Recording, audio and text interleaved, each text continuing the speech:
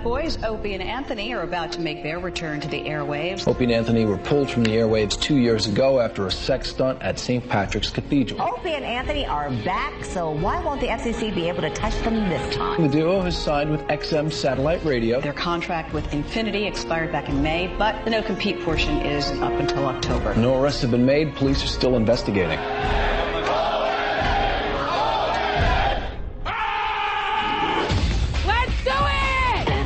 The blonde one, two so-called radio shock jocks. Our society needs borders, needs parameters. You dick!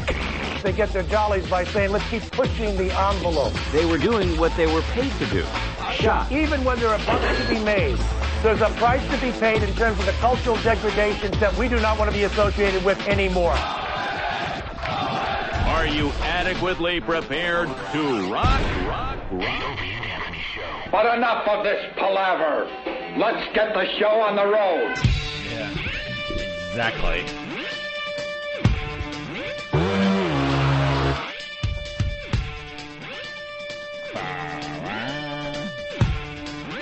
Oh, motherfucker. Mama.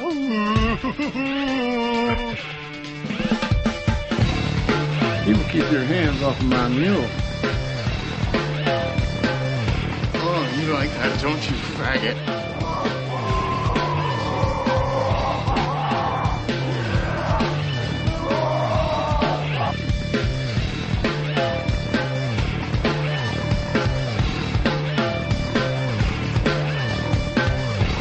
Hey, looking good, sports fans. God, why don't you put so many jerks in the world at the same time? Santini. Why? You want to eat me? Then go ahead! Go ahead! Go ahead and eat me! Go ahead!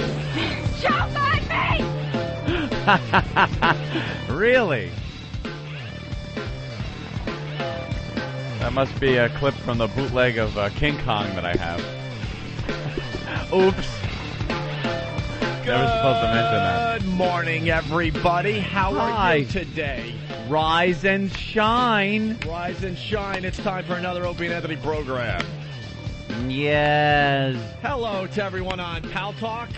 Hi. Wave to me! Wave to me! Oh, Jesus. Angry. There they go. There you go. Thank you. Happy Typing Girl is in the mood to wave. Oh, is she?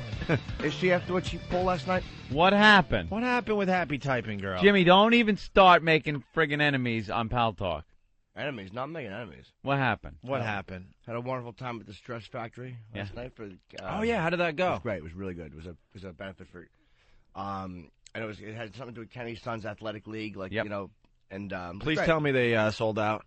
Yeah, I believe they did. Awesome. Well, it was very close for Wednesday. We were thrilled. Thanks for the support, Kenny. Really appreciates it. It was Florentine, myself, Voss stopped in and did time. Chuck Manganelli and Jameson from Meet the Creeps, and Laura Levitas, who's a really funny, dirty, hot comic that I want to sleep with, who just isn't interested. And it was a good show, and I met some people afterwards. I'm selling some shirts, for charity. Yes. LOL. And Happy Typing Girl comes up. Oh. And she looks better in person, even than she does on Paltalk. Yeah. I really wanted to touch her hiney right there in front of the whole crowd. Just as an O&A thing, not because it looked good. And we're chit-chatting, and she hugs me, and she leans over to talk to stupid Voss, and she spills a full beer all over my fucking crotch and leg. Fucking happy typing alcoholic. Fucking happy. Oh, that's perfect. Dude, someone's got a picture of it, but it's Oh, is that perfect? Dude, it went from, like, my helmet all the way down the middle of my right. It's actually the reaction I probably would have looking at her anyway. Yeah. It was just like a big fucking stain in the front of my pants. Yeah, she did you a favor. Happy typing drunk. Happy typing drunk. Covered up the clear stuff. Good for you. Good for me, Good Jimmy. for you, Happy Typing Girl. Oh, it was awful. So I had fucking a big beer stain down the entire front. And you just hate alcohol. Did you throw the jeans away? No. I just fucking, I just made her hug me, I think. I tried to catch a little fucking helmet contact, and that was the end of it. That was it. What can I do? Hot chick spills beer on you. You just gotta take it. Did you go home smelling a beer? I didn't smell it at all, actually. No. Nah, I was just taking my pants off when I got home and just grabbing my dick and talking to it. You know, like look how fucking close you are. Who doesn't? She didn't touch your dick, but the beer she was holding did, and that's kind of close enough. There you have it. Very good. So that was my evening. Good for you, happy typing girl. Let's you go. Need stuff like that every so often. Let's say hi to Dan in Indiana. Dan, what's up today? Well, I'm trying to figure out whatever happened to the Sexiest State. You guys spread the virus. You got a lot more listeners. What happened to Sexiest State? You need to promote that a little bit more. And guess what's in your pants? You don't hear no more of that stuff. I guess we just need to promote it a little bit. Yeah. We actually, New York just won again with Daryl Littlejohn. Well, yeah, but what was the last Sexiest State you had? What was it, Indiana or California, was it, something like that? Well, no, we did one very recently, actually. The Map of Hawaii couple did it live on Paltalk. Yeah. So maybe I guess I missed that. Maybe we could get a couple to do it today or tomorrow. That would be great. Oh, well, tomorrow we can't because we're going to do a live broadcast. Yes, we are. I joined Paltalk a couple weeks ago. What is your names on them Paltalk if I ever get on there so I can check you guys out? My name is Kelhoff. You can see me at Kelhoff. Kelhoff. Hoff. 11. Okay, boys. All right. Now, you guys have a good show. All right. You never know when Sexiest State's going to happen. All of a sudden, we're here, we're minding our own business, and the phone rings, and there's a couple having sex. Yeah, we just didn't really promote it. It just kind of happened when we first got here, and we made something of it, but we didn't really talk about it. Yeah, if you're a couple and you're awake right now, give us a call. If you want to have a little sex, you want to be a little amorous with each other. You want to spill a beer in each other's crotches. It's never a loving couple, by the way. No, it's just like someone picked up some slob at a bar. It's usually someone on the West Coast. West Coast, because it's like 4 a.m. Yeah. The bars are closed. Hey, you want to go back to my apartment for a nightcap? Right. Next thing you know, they're calling the Opie Anthony show and railing this chick. They Seems don't know like a her. good She idea. doesn't know them, and no one cares. They just want to have fun. Hi, who are you? I'm Kathy, and they found me at the bar tonight. Oh, they did you? Right. And what's happening? Well, I'm being fucked right now from behind. And, oh, fantastic. How long have you known them? A couple of hours. How long? Couple of hours. Couple hours. Yeah, or it's like a bartender or or a bouncer or something bringing one of these girls home. There's some fucking going on out there. It makes me laugh every time. Let's say hi to Mitch in New Jersey. Mitch, what's up? Hey guys, how's it going? Hey there, Mitch. You got a problem with me and a movie I suggested? Oh my God, A History of Violence was so unwatchable. Really? You gotta be kidding. It was so bad. The only good part of that movie was Maria Bella and her awful bush. And was there awful big hairy bush in that movie? She was naked a couple times during the movie. That is a plus. Yeah, that was a plus, but Ed Harris was the only good actor. Worst movie ever. You didn't think William Hurt was a good actor in that movie? He was up for an Academy Award. I thought it was terrible. I think you owe me $15, though. Oh, all right. I went and bought that movie last night based on that. Oh, really? Yeah. Well, it was on a lot of people's lists as one of the best movies of the year, too. I really enjoyed it. I really did. I enjoyed it more than Crash, actually. You bought it? I chose that one over Crash because you said that it was better. See, I used to buy a lot of DVDs. I don't buy the DVDs anymore, except for the classics. I wait until it goes on cable, right? Yeah. And then when it's on demand, on cable. Then I'll check. Guys, before I blow up, I'm punching out. All right. I'll check it out there. And then if I see a really good movie that has like some kind of rewatchability, I might buy it if it's cool. If there's a big DVD package that comes out with a lot of behind-the-scenes stuff of cool movies, I'll buy things like that. The classics you have to own, things like that. But as far as when they say, movies that just came out, available now on DVD. I don't think I'm going to go out and buy it. No, I don't do that anymore. But the movies on demand is that's very disappointing here in New York. I can't find movies that I want to watch on that thing. There's like 1,000 of them. I know, but they're all crap. Yeah, it's all those movies that are like they were almost good movies or they were bombs. Or you have to wait a really long time to get the big hits. The good ones. Well, you ever go to like Showtime on demand or HBO on demand? The worst one is got to be the Movie Channel on demand. It's the worst. There's like 4 or 5 movies, and it's like the Karate Kid 4. Right. It's just horrid. Well, they have American Pie 4. Or 5, whatever the hell they're up to. I don't want to see American Pie 4. No, who does and who did? Nobody. I go to the movies on demand where you have to pay for it. It's like pay on demand thing. 'Cause then they have like the movies that just come out of the theaters. Even those, most of those I don't want to see. You got to scroll through a lot of shit before you get some good ones. I've been in a dry spell with the movies coming out. Mm-hmm. I go to my theater like 2-3 times a week, and I look and I'm like, I don't want to see any of this. I don't want to see Brokeback. I don't even want to see Munich. I saw Munich. Should I go see that? You don't have to go. I'll give it to you. No, see, unlike you, I like leaving my house. Everyone just throws their arms up in the air. I didn't say anything. Unlike you, I like leaving my house. I like the movie theater experience as long as it's not a weekend night. I like going on a Tuesday afternoon or a Wednesday afternoon. I really do. You know what's in a movie theater? People. I understand. People that. I don't know. I understand. Why do I want to sit with them? Would you invite a bunch of people into your living room to watch a movie? Why is it perfectly acceptable to sit around with strangers? You don't know who the hell they are, what they're going to do to ruin your movie experience, and sit in a movie theater. I would rather just put it on the big screen, watch it. Who cares if every so often something scrolls across the bottom? It doesn't bother me. Oh, my God, will you shut up? Doesn't bother me at all. Shut up, you're going to ruin it. I enjoy it. Rob on Long Island, what's up? What's going on, guys? Well, you tell us. How you doing, Catty Daddy? Hi. Hi. Yeah, I've made an observation. I've noticed lately that ever since Paltalk has become huge, that Anthony doesn't read instant feedbacks anymore. Is instant feedback dead? No, I'll tell you what. It's this crossover thing I got to do between the two computers.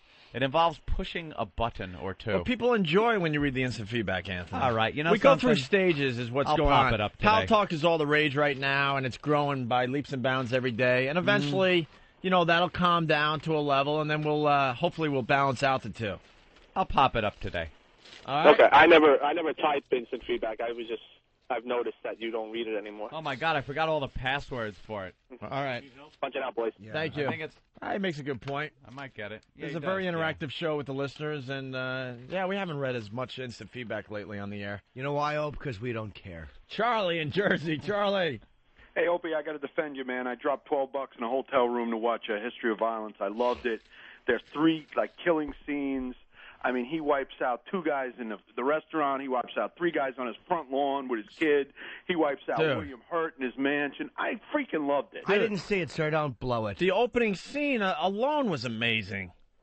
Loved it. That's what's weird about movies, though. There's movies you're convinced everyone's going to love, and then, I didn't like that. And then there's bombs out there where you're like, why would you ever go see that? And people will tell you it's the greatest movie they ever seen. Yeah. Doesn't make sense. Loved it, dude. Well, I own Soul Plane. I bought that on DVD. It's just fantastic, isn't it? Yeah. The acting, you sit there, you cry, you laugh. It's wonderful. It's actually less embarrassing for black people than this 7-year-old poet running around. Smack that kid right in the face. Oh, Momo.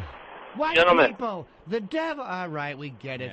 You're adorable. Exactly. Here you go. Nice picture in the Daily News. Oh, shit. No, that's not that page, Jimmy. Oh.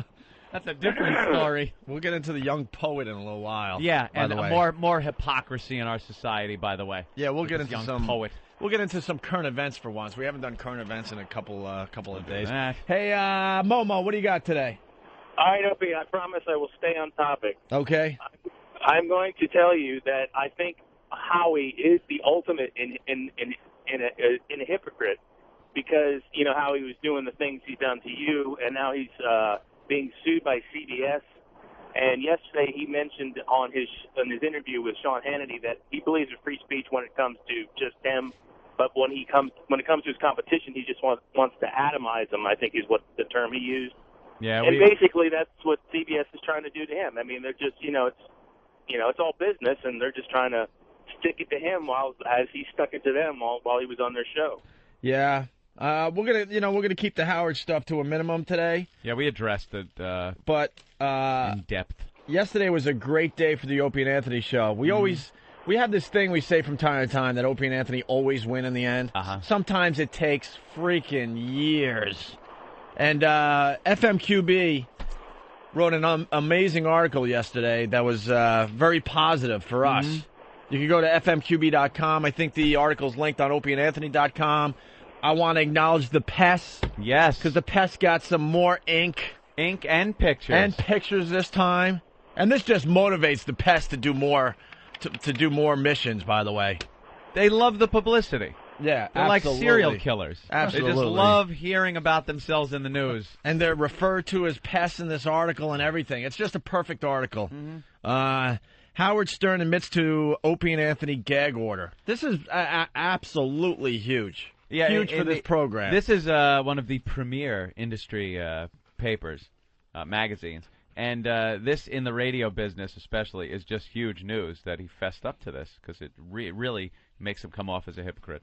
Right, everything we've been saying for years is in this article, and has finally been proven as true. Yep. And it's just unbelievable. Howard Stern admits to Opie and Anthony gag order. The feud that started between Howard Stern and Opie and Anthony, while both were employed by Infinity Broadcasting, is reaching new levels on satellite radio, with both parties taking shots at the other. But while sitting on Sean Hannity's program yesterday afternoon, Stern finally admitted to the long-rumored gag order that he had Mel Karmazin in place on O&A when they were handling Afternoon Drive at WNEW New York. Very key to this story. Yep. We worked for the same company, and we didn't directly compete with Howard Stern. No. We were doing our thing in afternoons, and he was doing his thing in mornings, and the ratings weren't affected in the end. He still had monster ratings, and he was still number one. We were having no effect on his ratings. No. But the fucking paranoia and the ego that this guy has got the best of him, and behind the scenes he played these games. For what reason, to this day, I don't know. I mean, how scared was he of us? I think from his actions you can tell very. Right. His worst nightmare was that maybe I'll give him a little credit. Maybe he was thinking ahead. Maybe he was actually thinking ahead and seeing what was going to happen during our negotiation we had with Infinity when we were employed with them. Because what happened?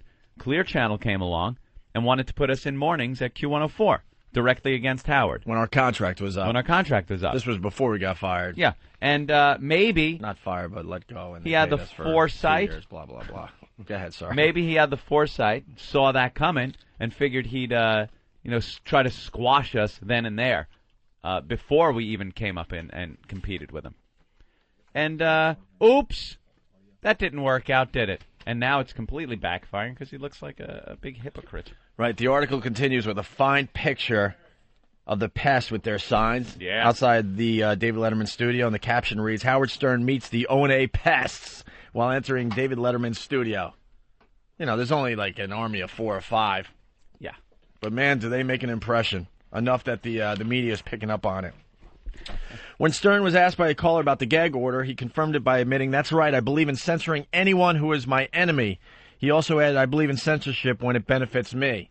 And we backed up here and said that, key to the story, we weren't his enemy. We were working for the same company, and we weren't on the same time as him. We were all making money for the man. Playing back that audio on their XM satellite radio program this morning, Anthony noted the hypocrisy of that statement by saying he'd been complaining that individual members of the FCC were putting their morality on his program instead of interpreting FCC law, which is exactly what he did with us.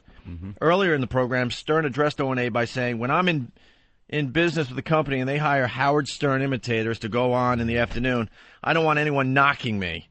I have a plan every time I go up against people. I analyze the competition. I think about you 6 different ways to Sunday. I turned to Mel Karmazin at the time. Your 2 boys that you hired who sounded identical to me will implode. I give them 3 to 4 months. They're so desperate to be famous, they're going to do something stupid. If they can't talk about me, they're going to go insane. Watch. He laughed since I made other predictions about radio, and I watched him implode. This statement is completely false, by the way. Completely false. We lasted 3 years at Infinity Broadcasting. They point that out. While it took 3 years of WNEW broadcast for O&A to, as Stern suggested, implode, the duo has had a successful run at XM and recently revealed they are in negotiations for a new long-term deal. But going back to the Stern drama, O&A say they didn't start this feud and that it was Stern who started calling them copycats and felt threatened by their show. When we came into New York City, we knew you don't come into Howard's backyard and start bashing him, said Anthony. What we did was slowly build up an audience that happened to be his audience driving home. We had a common audience. He saw that somehow as a threat, which is so fucking delusional. He saw there was potential for the Opie and Anthony show to get an audience and perceived it as some kind of threat to him. We didn't attack him as a human being, Anthony continued, explaining they would parody Stern. I would do impressions of him and suggest maybe he wasn't as close to his audience as he once was because he's winging out to the Hamptons in the Howicopter. That was Anthony again. Instead of coming back to us on the air and battling us, that way, like he had with John DeBella and many other personalities across the country, he went behind the scenes to Mel Karmazin and had him drag us into his office and threaten us with a firing if we didn't stop talking about Stern.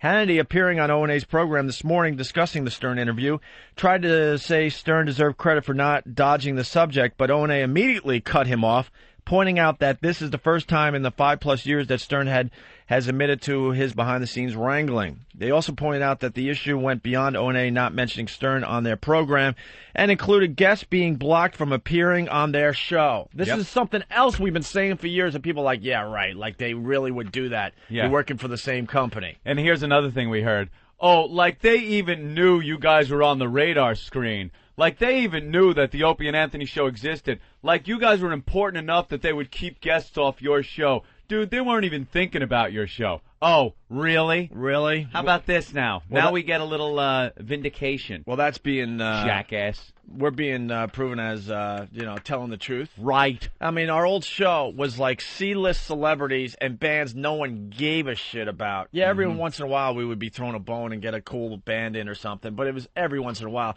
And we came from a station in Boston where the whole thing that Anthony and I were into was the latest music. We were interviewing bands almost every day. We had a real good feel for that stuff. Yeah. We come to New York and it would have been perfect to continue that relationship I had with all these bands, and all of a sudden these people we thought were our friends all of a sudden like, we're sick, we can't come on the show. All these lame, weird excuses. I'm like, what the fuck is going on? And then people behind the scenes started telling us exactly what was going on, and we couldn't really, completely prove it. We just knew. Yeah. We just knew from the people that were telling us that it was true. So anyway, the article continues. They also point out that the issue went beyond O&A not mentioning Stern on their program and included guests being blocked from appearing on their show. One CBS radio insider told FMQB that at the time, then K-Rock PD Steve Kingston would block music artists from appearing on O&A's program.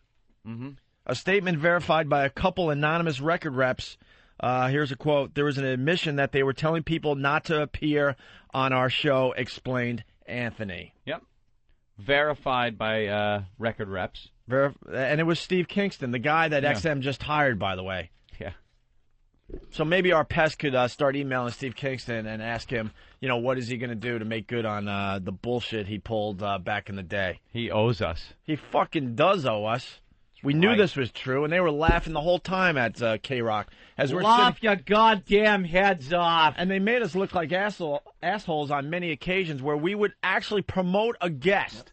Because we go through other channels to get the guest on our show. One of the most famous ones is Matt and Trey. Matt and Trey from South Park. We had a great relationship with them when Anthony and I were in Boston at WAF. We were interviewing Matt and Trey before anyone knew what South Park was about. We had a great relationship with Comedy Central at the time, and they came to us and said, hey, man, there's a new show that's going to be unbelievable. The reviews on this are great. Would you like to have them on? So we were interviewing them before the episodes even started airing. And then the relationship continued. It was a nice little relationship. They would call our show every once in a while. So we come to New York, and we're excited. Our old friends Matt and Trey are coming by. And we sat on our hands all afternoon going, what the fuck? Where are they? Yep. And it turned out Steve Kingston blocked this from happening. Well, and those guys are kind of pussies, too, because when you had South Park, man, they should have come on the show and not allowed Kingston to fucking cockblock it. Right. Another really good example is Buck Cherry. They were hot at the time. We promoted the hell out of them. We played their music on our show, and we were going to do like a show at a rock venue with them. Promoted the hell out of it. It was an Opie and Anthony event. Joined Opie and Anthony. I forgot the place with Buck Cherry. They blew us off. They were supposed to come in, play live, and we were going to interview them. And all someone like, this is our show. What the fuck happened? They came up with some lame excuse. This would be completely acceptable if it was like Clear Channel. If their show was on Clear Channel and we were on Infinity, and they had some kind of juice and kept guests off our show. Completely acceptable part of radio warfare. When you consider we were working for the same company, it's supposed to be the same, end cause here. Make Infinity money. Right. And, nah. Didn't work that way. Yeah, that's what's amazing about this whole thing. We were working for the same fucking company. Apparently they did give a shit what we were doing over there. And then the article finishes up. Back to current day, O&A and their pests. And there's another picture of the pests. They got two pictures in this article. Mm-hmm. And this picture just has a caption that says, the O&A pests. Yep. You guys rock. Back to current day, O&A and their pests have been wreaking havoc with portions of Stern's Sirius satellite radio channels. Recently, Scott Farrell's test run on Sirius was derailed by O&A fans. O&A's fan base as they inundated and controlled the phone lines, making it impossible for Farrell to get a caller on the air that wasn't a fan of O&A. Yes. We destroyed him. The pest destroyed him. Took over that channel. It was the pest channel. Oh my God, the pests are getting inked today. That's not good. Their egos are growing as we speak. They're applauding on Paltalk. Oh yeah. They're calling each other. Mm-hmm. Message boards. General Bam was there, fucking blocking people's pictures last night. With his fucking awful tucked-in shirt, he's putting his hand in front of people as they're taking photos. Just having a ball by the door, annoying everyone. Being a pest.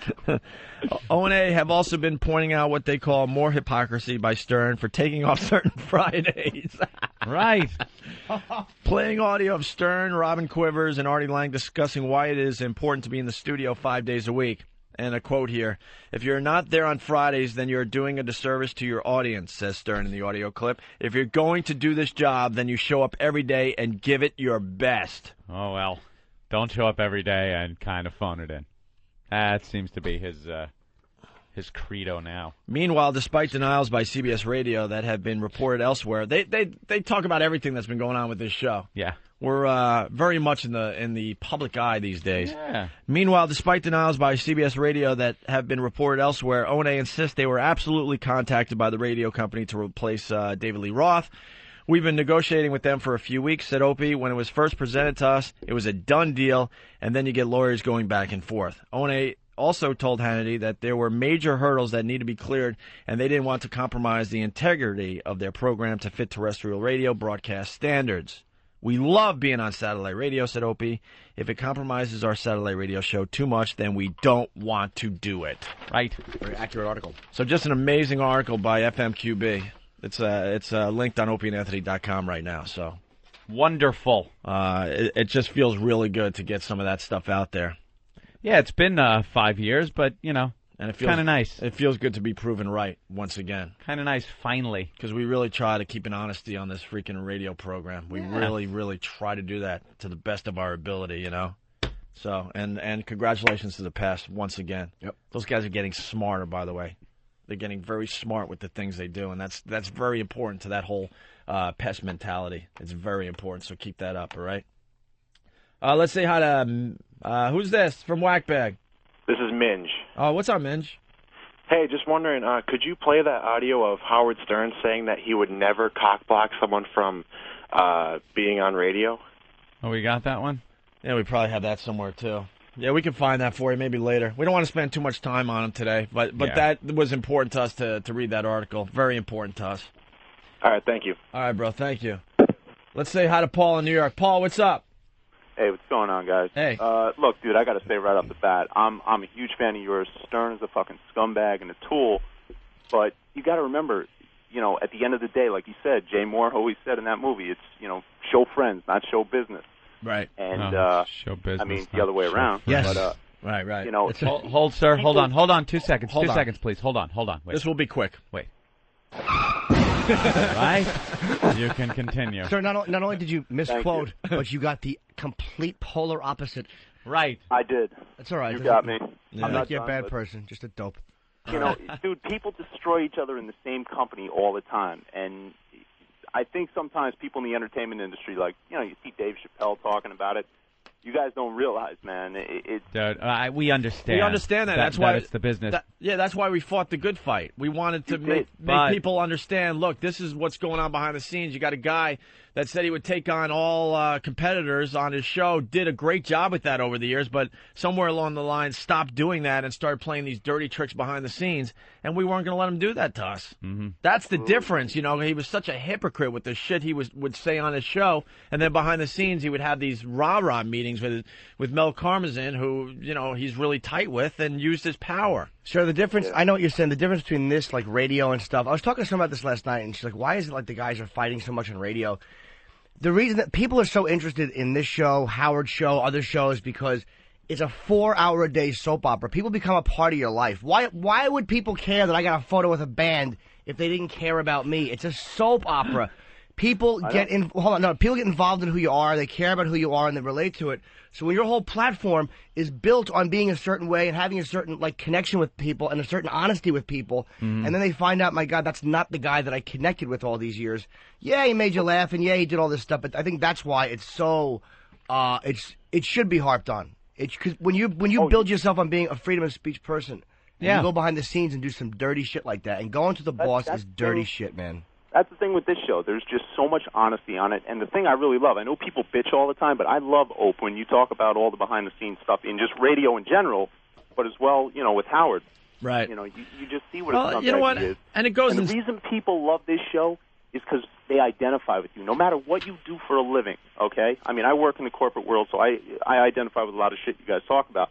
But, you know, you guys are the people that started at the bottom, busted your ass, took chances, should have given up, should have failed, but didn't, and you made it. And you guys give hope to fucking every one of us, man. I know, you know, we like to joke around on this show and not be serious, but that's really what it is, man. Every day I listen to you guys, I'm like, Jesus Christ. It is a matter of. I'm sorry to interrupt you, bro, but you're right. It's a matter of relating, and the bottom line is people somehow connect to the fact, like you hear Anthony talk about being a tin knocker. And it's like that's what people relate to. There's just fucking knocking tin and going home to a $12 million house.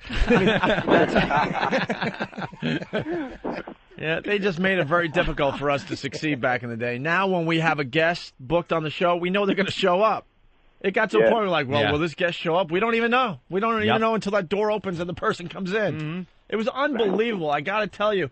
And we would go to our bosses like, what can we do about this? We work for the same company. Why are they cock-blocking us? It's like, why can't we... And then one of our biggest problems was, all right, they're doing this. Why can't we address it on the air? Right. Well, because you can't talk about Howard, because Mel said no. No, you can't do that. You know how frustrating it was? It wasn't just... A lot of the people over at the Stern camp would like you to believe that...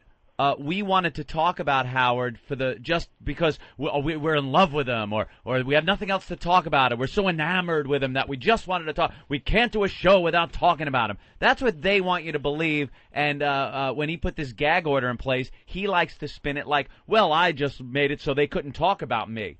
No, we wanted to talk about him because he was fucking us up the ass on almost a daily basis, and we wanted to address it. Why aren't the guests showing up? Why aren't we getting the bands in? Why are we getting fucked at every turn? Because of radio edit. We can't say it. It was very frustrating, and it's nice to have it come out now, and even after 5 years, kind of see the light of day. And to the pests out there, don't let Howard ever forget what a hypocrite he really, really is. Exactly. We always win in the end, guys. Love it. Thank you, Paul. I really appreciate Bye, mister. Kissing today. I know. You got the paper towels? Can you throw them? My ass is slathered with that guy's saliva. Let's go to Scott in Virginia. Scott. Hey, good morning, fellas. Hey, Scott. Hi. For you. Yeah. Does Kingston work for ELO? Yeah. Yeah, ELO. Why not have ELO get Kingston on the phone and call him out on the air? I think he should come on the air. You know something? I think it is time. We should call his ass out on the air. Well, the pest will be calling out Steve great Kingston. Radio. Yeah, what is he going to do to make good? What is he going to do now to make good? Because now we're on the same side. I want to hear a full confession. What is he going to do? Rather than have the pest do it, let's do it on the air. And then I have to hear behind the scenes from, I'll just say people, you know, Kingston really is a big fan of you guys. He's always really admired you guys. You know, he thinks you guys are terrific. He thinks you're really talented. He thinks you're better than Howard. This is all the shit you hear behind the scenes. Really? Mm-hmm. Well, what are you going to do, Steve, to make good on the shit you pulled years ago? Give him a call and find out. Because you now work for the same company we do. Well, that didn't stop him last time.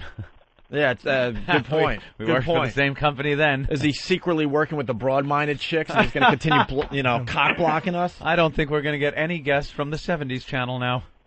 A bunch of horse shit. What are you going to do? Let's see something now. Let's see something. Thank you, Scott. Yep. All right. Well, we should definitely move on to other things. Yeah. You want to cover the other thing that's kind of similar to that real quick? Oh, yeah, and other shock news? Yeah, we ought to get it just out of the way at the beginning. It's short. We are not going to dwell on this, but this is just too funny. It really is. I swear to you, we were in the office talking about this, and we were just going to blow it off. We said, you know something? We've given it too much time, more time than it's worth recently, and let's just blow it off. But then a highlight came in, and we're just like, okay, now we got to do it. And now we have to. Now we have to because it's just too funny. Let's explain to all the faithful listeners out there. The battle is Opie and Anthony versus Howard Stern. Yeah. Bubba the Love Sponge, he's a cute little side note, but he knows the battle's not... he's not part of this battle. It's not about him. The press isn't writing about him and us. The press is writing about Opie and Anthony and Howard Stern. Yeah. And it's getting more and more interesting every day, this battle that we're doing on satellite radio. Mm-hmm. But Bubba, because he has to kiss Howard's ass, to have a job, feels like, he's part of this. Bubba, you're not part of this. No. You're not. Sit on the sides and sideline and watch. At least he talks in his real voice, though. I kind of admire that. You like that, Jimmy? I really do. Yeah. So why don't you give the setup here, Anthony, and then we'll get to this clip that's just going to make a lot of people laugh hard. We'll bring the funny back into the show, trust me. Well, apparently, Opie, Bubba's got a bigger problem with you. I think I attribute this to me being just so likable to everybody on the you planet. are terrific. I'm a nice guy. I'm very likable. And you do impersonations. If you close your eyes, you'd think he was the wrong person. I could see how a white girl would fall for Anthony. You make people just feel good. I try on a daily basis. I know that's my job, my mission. I'd in make life. people squeeze their steering wheel really hard. Yeah, you on the other hand, very annoying to certain people. You get what they call under their skin. Yeah, and you've done it with and Bubba. I can't help it. I love that part of me. Yeah, I really do. And it does make for some great radio. You're a flesh-eating virus. Yeah, thank you. Get Jimmy. under there and rot their skin away. Thank you. And Bubba very angry with you. But every time he tries to call me out, he calls me Anthony, and then has to stop. Opie. Like, he doesn't even... The Opie and Anthony thing can be very confusing for people. Sometimes people mix it up and go Opie. Right. The Opie and Anthony show. It doesn't really roll off the tongue. Right. But he's very angry with you and wants to fight you. Right. So that's what men do. That's what a man's man would do. In an octagon. In an octagon, some kind of wrestling ring, anywhere. And he wants to sell tickets. Charity event. I was talking to Elo about this, by the way, because I'm like, I can't believe we're dealing with hack radio. And I was telling him what was going on with this, behind the scenes. And I was saying this is one of the funniest things ever. Yeah. Because it plays right into the fact that it's hack radio that we so absolutely hate. Yeah. And Elo goes, dude, he used to do this all the time. He used to and Elo said something like he fought my afternoon drive guy in a charity event. I'm like, really? Ew. Where you sell tickets and then you give the money to a charity. Ew. Right. Ew. Did you wear the charity shirt with the Red Cross on it? Yeah, all kidding aside, it's good to help kids. Ew. Talk in your real voice, fat boy. And he doesn't get it. Learn from us. That hack radio shit doesn't work anymore. It doesn't watch. People don't see it as sincere and honest and real. You got to go on the air with your real radio, real voice, I should say. Real voice. Real voice. This is the Big Apple, mister. Talk in your real voice. Just have discussions about life in general. So I told Elo, and we were having a big laugh because it's like, yeah, he used to do this all the time, and people would buy into him. Like, they would buy into this hack radio crap. A fight for a charity? He did have an audience. But anyway, go ahead. He's very angry with you and wants to settle it off the air in a fight. Right. Let's have a fight. Not off the air. He does want to sell tickets. To sell tickets in charity event. He wants to find an octagon. I mean, it's not like just a thing back and forth on the radio. It's he wants to literally get physical and punch you. Who in New York would buy tickets to that? It'd be, you want to get tickets to see Opie fight? Look at the flyer. Nobody knows you, Bubba, in New York. No one cares about you. No one. So he wants to beat you up. It'd be like a George Foreman fight. It'd be George Foreman and then some dude. Some guy that just needs a paycheck. Anything you have to wear one of those, like, 1910 bathing suits to cover his stupid stomach stapling. Real man's man. Maybe if you wear a fucking hairnet, you lunch lady stomach. Douche. So now he's challenged you. I remember the last audio we heard. There was a challenge thrown out. Right. And I believe I didn't hear any conditions whatsoever put on the challenge. It was, you name it. The time, the place, anytime, anywhere, I'll kick your ass. He said, you name the place, I will be there. I will be there. And then he joked about us only having 4 or 5 listeners. So I'm like, all right, if we only have 4 or 5 listeners, well, I know I'm going to be at the Hard Rock Cafe tomorrow for the St. Patty's Day broadcast from 11 a.m. to 2 p.m. on the East Coast. Yeah. Get a quick plug in for that. I'm like, that's where I'm going to be. That's where I'm going to be, fat boy. That's where I'm going to be. Yeah. So come on. Bring your posse. Because there were no conditions, right? There were no conditions. As far as I remember, when I listened to his audio, it had nothing. There were no stipulations, no conditions. It was, you tell me when and where, and I will come there, and I will kick your ass. That was it. So I said, all right, that's where I'm going to be. All right, here. Now, this was, what, a couple of days ago? I guess when it first... What day are we up to? Thursdays? I think it might have been Monday. Thursday. Yeah. Today's Thursday. And there you go. That was it. You said, all right, here's where I'm going to be. Right. And here's the time, the place. Come on up. Right. Well, I guess he addressed that. And he's really mad that we're playing his audio on our show because he knows that we're just slapping him around and making him look stupid. Bubba, that's the only reason you would be mad that someone's playing your audio, by the way. And first of all, I think he enjoys it because you got a lot more listeners hearing your voice on this platform than you do over there. If you didn't, there'd probably be a C&D here, Anthony, in a second. Let's correct that. A lot more listeners are hearing whatever voices you decide to put on when you put on your radio person costume. That can't be a real voice. What do you want to be for Halloween? I don't know. I just want to be a jock. I want to wrestle for charity. A man's man. A man's man. So here's his response. I swear this is it. Yeah. Holy crap, this made us laugh so hard in the office about an hour ago. Had to go off for 15 minutes about, you tell me where and when, I will be there and I will kick your ass. Right. There were no conditions, no limitation, nothing. He went on for 15 minutes. And he said, man up. And if you weren't listening to the show, I was screaming into the mic, Friday, I'll be at the Hard Rock Cafe. There you go. Friday, I'll be at the Hard Rock Cafe, right? Here we go. This is his response. And I guess Opie, the one that I hate so bad, has said, well, let me tell you something, Bubba the fat ass. I'm going to be in Hard Rock Cafe in New York City this Friday night. We'll see if you show. Hey, fuckface, I live in Florida. I got a kid. I got a kid. Give me a little bit. I'll tell you what, brother. I mean, seriously. We'll send you a plane ticket to come to Tampa. No. I'll be in New York. I'll tell you when I'll be in New York. I'll probably be in New York the 24th, 5th, 6th, 7th, and 8th. So I'm not going to be in New York on Friday night, so me not being at the Hard Rock, ready to take your challenge, doesn't mean that I'm a pussy. What happened? You give me a 2-day notice. 2-day notice. It's a 2-hour flight, stupid. We're not in Mogadishu.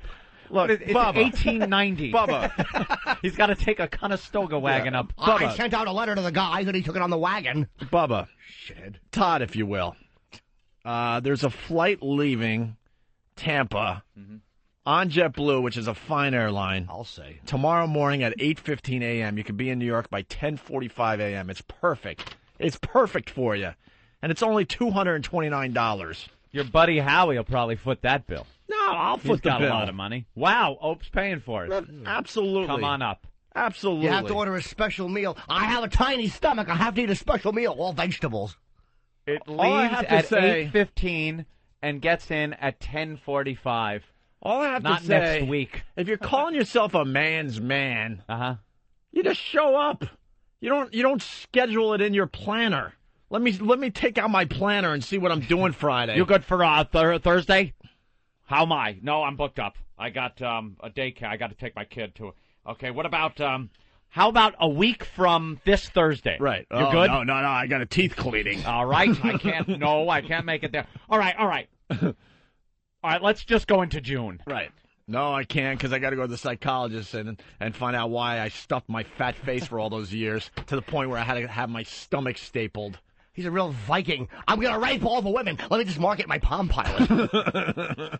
There were no conditions. You said no conditions. Name the time and place. He did. What happened? He talks like a Siemens commercial. Yeah. The way he paces, and then he talks.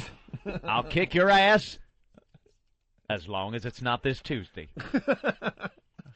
I thought you were a man's man. A Man man's up. man doesn't have a planner where he has to figure out when he could beat someone's ass. A man's man hops on a plane and kicks some ass. You're right, fatso, turning your Far Side calendar. Well, let me check.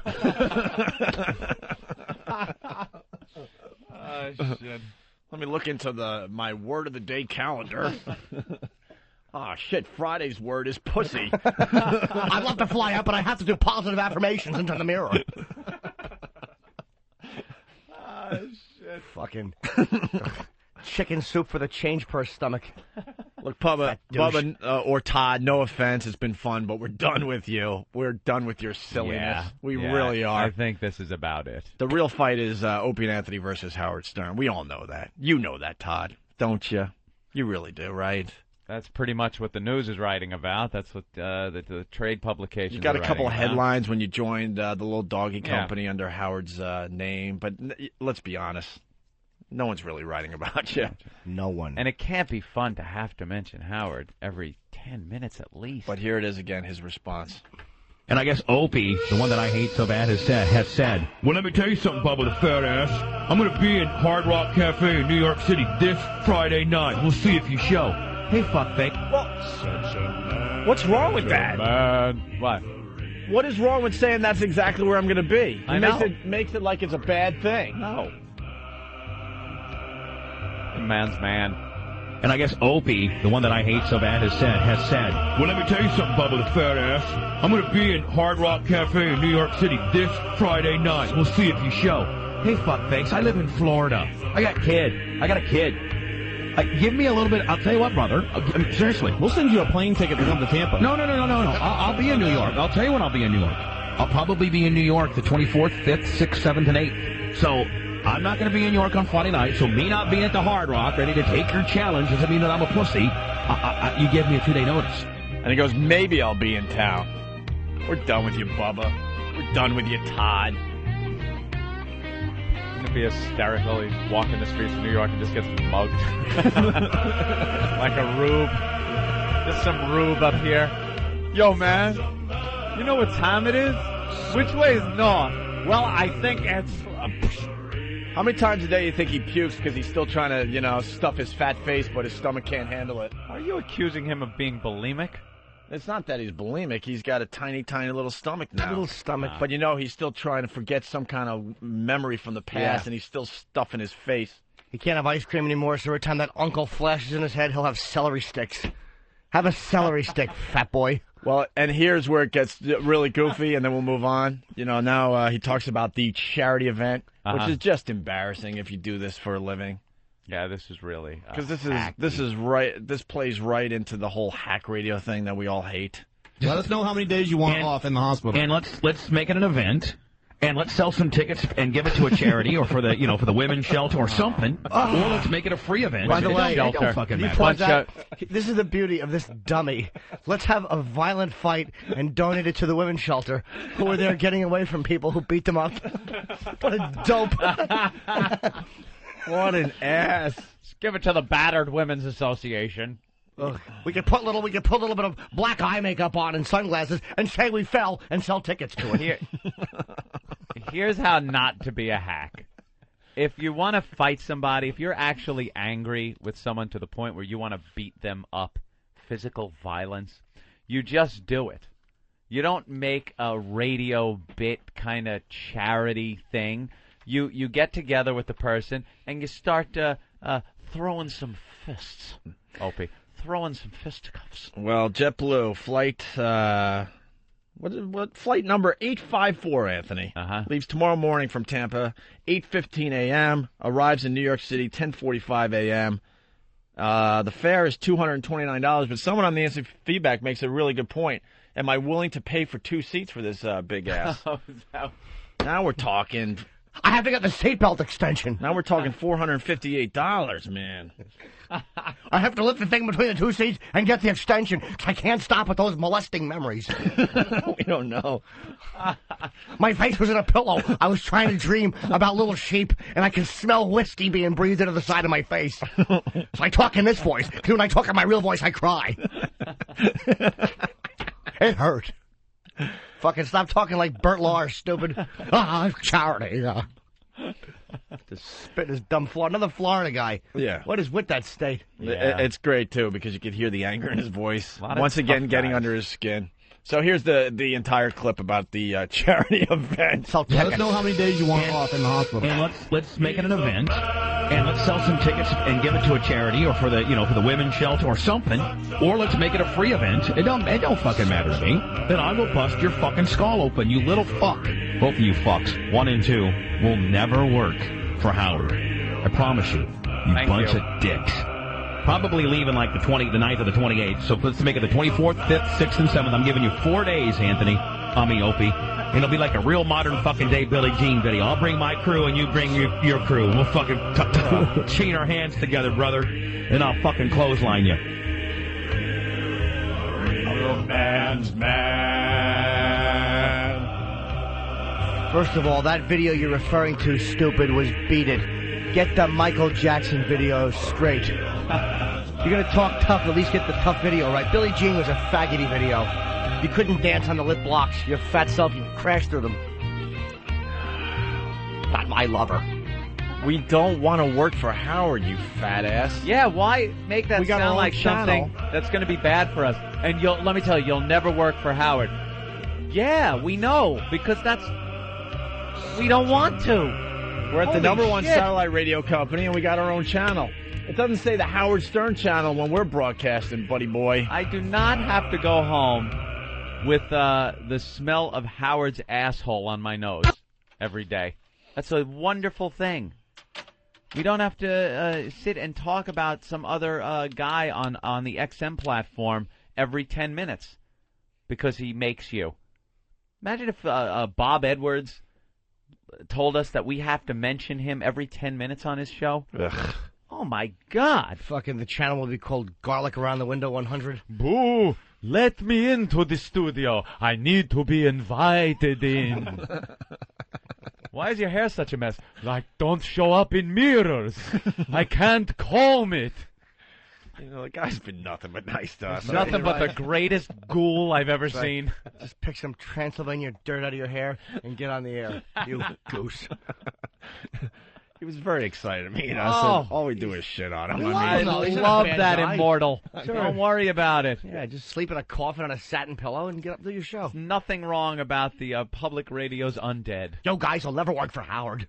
Oh, really? Way to hurt everyone's Wow. feelings. You guys will never block memories by eating until you throw up. You guys have self-control. Todd, you're just silly. Is that his real name, Todd? Todd, and he hates being called Todd. Todd. It drives him nuts. Why? It's a good name. I actually hate being called Opie, but I have no choice at You this like point in being my called life. your regular name. Yeah, and definitely. He changed it to Bubba the Love Sponge. It's his legal name. Yeah. Probably because people kept going, dude, that's douchey. Use your real name. I am. I changed it. It is my real name. No one's talking about you. Not even the Love Sponge Company. Well, you know what that's about? That's another ego thing. You know, because radio guys in general, you're not recognized in public. Mm-hmm. And, you know... Oh, wow, I never even thought of that. Oh, yeah. without a doubt. Now, And every time he's got to pull out ID, hey, guess who I am? Most radio guys want to be recognized in public. Well, that's an they attention certainly seeker. do. And I go about my regular life as Greg Hughes. And, you know, every once in a while, like, wait a minute. Didn't your license say Greg Opie Hughes? No. And it's like, wait a minute. And then they make the connections sometimes. And it's cool. I'm not going to lie to you. When you get recognized, it's definitely a cool thing. But I also want to live, like, in the real world. Mm-hmm. And I guarantee that's what that's about. That's a good point. Where wherever he goes, it's like, you're Bubba the Love Sponge? Oh, wow. Yeah, hey, look at that ID. He's got to feed this ego. At the airport when you got to show your ID. Ego. Oh, hey. Because why else would you want to walk around your entire life as Bubba the Love Sponge unless you want attention? Because you don't get it normally. Bubba the Love Sponge. Well, I think we're through. I think that's about it. I want to be like a love something, because that's always funny. Caddy like Jimmy. Yeah, but I want a the in it. It's got to be a the. So we're done. Right. We're done, Todd. Yeah. You can spin it however you want on your show, but you said you're going to fight me. Just name the place and the time, and I did. A time and place was named. And I did. And unfortunately, it doesn't mesh with your schedule. I got a kid. I got a kid. All right. Who cares? Be a man's man. Leave the kid to fucking itself for a couple days. Right. That's right. A man's man leaves his kid in a room with a bunch of pizza. That's right. Chain it by its genitals to the radiator and leave some water and food. Howie ain't giving you enough money for a nanny or something? Watch that kid while you're kicking ass? What's the matter? I gotta water my azaleas. Who's gonna take care of my orchid? And I guarantee he's listening right now, and he's just pacing around, and there's nothing you can do, Todd. That's right. Nothing. 2 steps and sit, because you haven't exercised since 1980. Staple belly. Oh, help me out surgery, because I can't do it. Oh, I just couldn't keep my fat hands out of the treat box. Jimmy. Keep your little fat fingers. What kind of an asshole? What are you talking about? All right, that's the exception. Jimmy, I'm not talking about Steve, just everyone else who's had that done, but not him. Our pal Steve. Well, Steve's not talking shit, and Steve talks in his real voice. And therefore, I love Steve. As awful, that his real voice? As awful as that is the way Steve talks all the time. He's gonna come in here and kick your ass. Why? I'm defending Steve And from your awful attack. Did they put his muzzle on this morning so he can't bite Jimmy? Yeah. When Jimmy goes to the bathroom, he nips at his leg. He hates Romanians. Every time he sees Romanians and there's music, he just dances in a circle in the street. He doesn't know why. I liked the other day when we had him on a unicycle. That was cute. Oh, no. Here he comes. Here he comes. Oh, no. Grr. Oh, no. I didn't say a bad word about you, Steve. I didn't. You didn't say anything? Not at all. Because I like you. I said that you actually talk in your real voice. Yeah. But I do. I know. I know you do. I wasn't saying it sarcastically. Hey, Steve, do you have audio of the Greg and Tony Show theme karaoke version that's now up on the website? Yeah. No.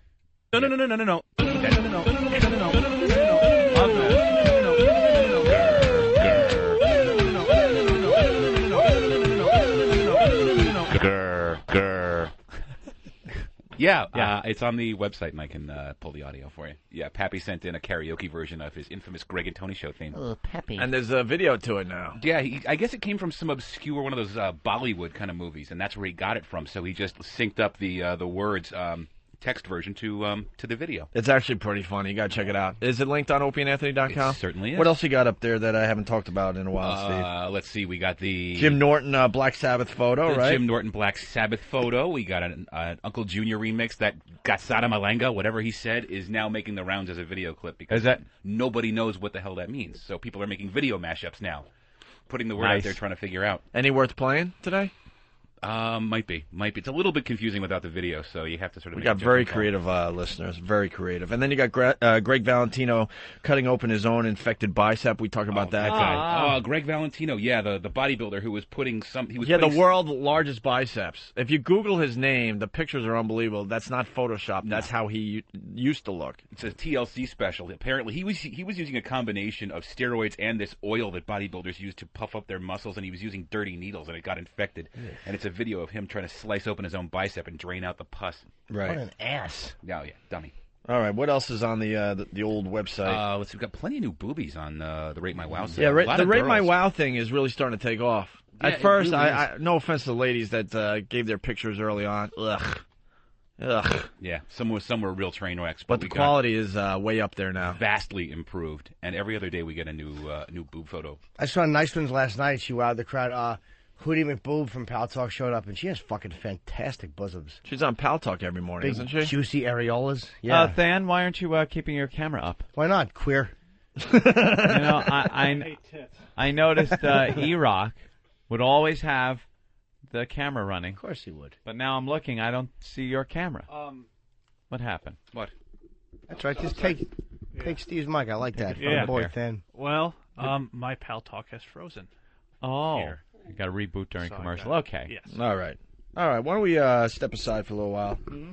Can't wait for tomorrow's broadcast. It's going to be a lot of fun at the Hard Rock Cafe. Oh, yeah. While you guys are having fun here, I'm going to be in Atlanta doing my dumb gig, and I found out I got to do live remotes, 2 of them in the morning, because everyone's doing live remotes. Oh, where? I don't know. Oh, you're doing radio down there? I have to do it for promoting the gig a little bit. I mean, just local radio and fucking just a couple of morning rock stations.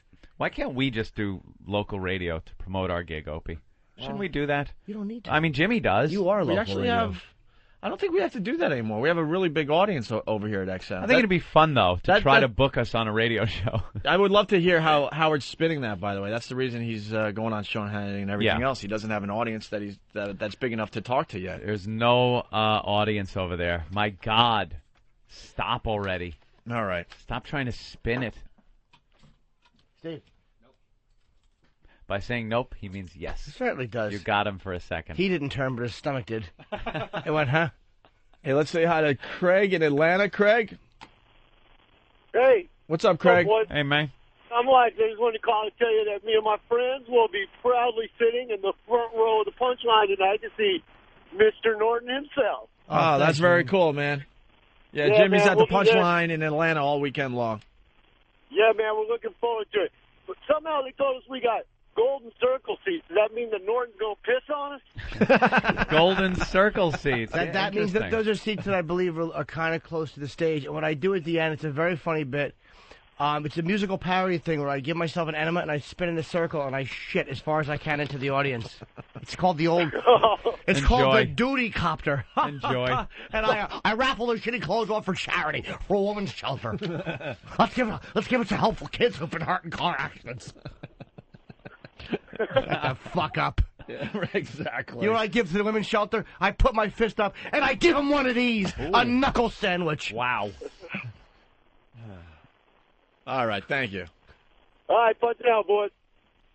Maybe if they know how to listen. That's right. Why don't you give hearing aids to the women's charity? Have a roof over their head still. Maybe they wouldn't be provoking people. Amen. Old Fat Lip Club. We'll be nice and give them a second chance. That's right.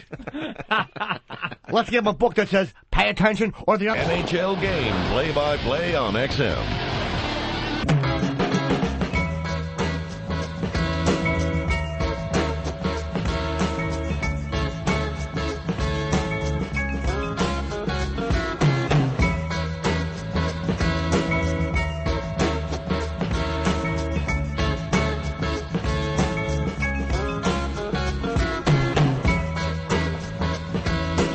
This is the Opie and Anthony program. Thanks for checking us out today. We definitely appreciate it. We got Francine in the office. Yeah. And I guess she's trying to get her own show on this channel. Who isn't? We're starting to get people shows, I guess. Yeah. Patrice did a great job last Saturday. He's going to do it again this Saturday night, 8 to 10 p.m. East Coast time. His relationship show. He just has a good take on things. He certainly does have a take. I don't know if it's good. Can't it's use unique. You can't use his advice in the real world, but it's still fun to listen to. I heard Jamaican Mike when I went down to the garage was talking about he was listening to Patrice's show, and he goes, "You cannot back him into a corner. He's got an answer for everything." He certainly does. Except for Patrice, why don't you love yourself? There's no answer. No answer? No. Hey, we got Autumn Ashante. Is that her name? Yes, this is the latest controversy, the latest racial controversy. It's hard to call her a racist, though. She is 7. 7 years old. Well, you know something? Where is she learning this shit from, though? Exactly. At 7 years old. The adorable Prussian blue girls are young, too. The only difference is this. What? There's 13. They're 13. There's 2 of them. And this kid's just... They started out at 7, I'm sure. Absolutely. I'm only saying that this kid's not small. Is 7. You have to be told stuff at 7. You don't understand that stuff. Well, they were She's told not writing stuff poems. too. Did you see the upbringing the Prussian blue have? Yeah. They were told by their mother, and their mother raised those girls in a very racist environment, and that's what they're doing. And they get chastised for it as being young little racists, and black leaders and Jewish leaders come out against them, which that's fine. You know what they're spouting is hate. But there's a double standard here. Adorable racist. How come a racist? Yeah. Well, Except that woman there, I like her column. It worked. You know, she said, "Hey, you reap what you sow." And the father. Listen, this is the beautiful thing. She writes this. The poem is actually not that bad. I don't mind. Yes, it is. Shut up. It's all right. It's not bad. The only problem I have is that she had to leave students in a recitation of Black Child's Pledge by Shirley Williams. And then she asked the white students to sit while the black students stood. Yeah. And I just wish, and they did issue an apology, like the school. She's a fucking separatist. which is no different than a white supremacist. Or anybody in certain Long Island neighborhoods. Right. And the father, to answer, the school district apologized and said it was wrong, and he called them racist crackers. Yep. Let's see what would have happened if those girls' fathers, the Prussian girls, Yeah. if the school objected, and he goes, well, they're just a bunch of niggers. Right. Let's see. The media Let's see would what have would been. happen. Oh, my God. You fucking groveling cowards in the media. Why don't you call the father out for being a racist? Yep. The 7-year-old is an easy racial target because she's 7. Exactly. So she's not really a racist. We all know that. She's being told that. Right. She doesn't know. She's 7. So She doesn't jump on the understand that. parents. Jump on the parents, you shitheads. Fucking cowards. Daily News. Fucking... The Daily News, do they mention it at all? I don't even know. Fat Nick was on the cover of this stupid thing because of the racial implication. When him and his buddy beat up the car thieves Yeah, exactly. in their neighborhood? Exactly. Yeah. Oh, wait, no, that's not the story. No. Jesus, Jimmy. Oh, my God. I thought it was. Those, what do you call them, bunch of crackers? Yeah. Crackers and what? It's just so easy for blacks to get away with being racist like that because they say they can't be racist. Exactly. They don't have the power base. Yeah, because race, but they can be bigots. Yeah. Bigots, okay? We'll stop with the fucking semantics, you apologist douchebags. They can't be racist because they don't have the economic found. Shut up! Stop. So then those 2 girls aren't racist. The 2 white girls aren't racist. They're bigoted. Yeah. We got the entire poem in the paper? Yeah, the poem is in the paper. All right. Well, first, let's go to the audio. Here's the story for the rest of the country, in case it didn't hit your town. Believe me, this is national.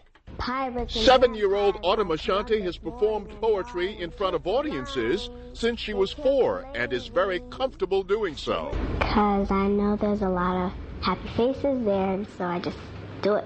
She is also comfortable reciting the poem called White Nationalism, which she wrote herself.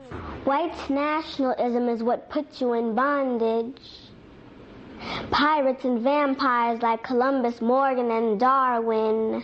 The poem goes on to condemn the oppression of slavery, with more sharp words for the likes of Christopher Columbus, J.P. Morgan, and Charles Darwin. Black lands taken from your hands by vampires with no remorse. Audiences at both Peekskill High School and the town's middle school heard Autumn recite the poem last month. Someone's so angry the way she presented it, which, acting-wise is what she did, but, the way it was perceived, a lot of people took offense to it, probably. Controversy followed the performance, and the school district disavowed the 7-year-old in phone messages to parents.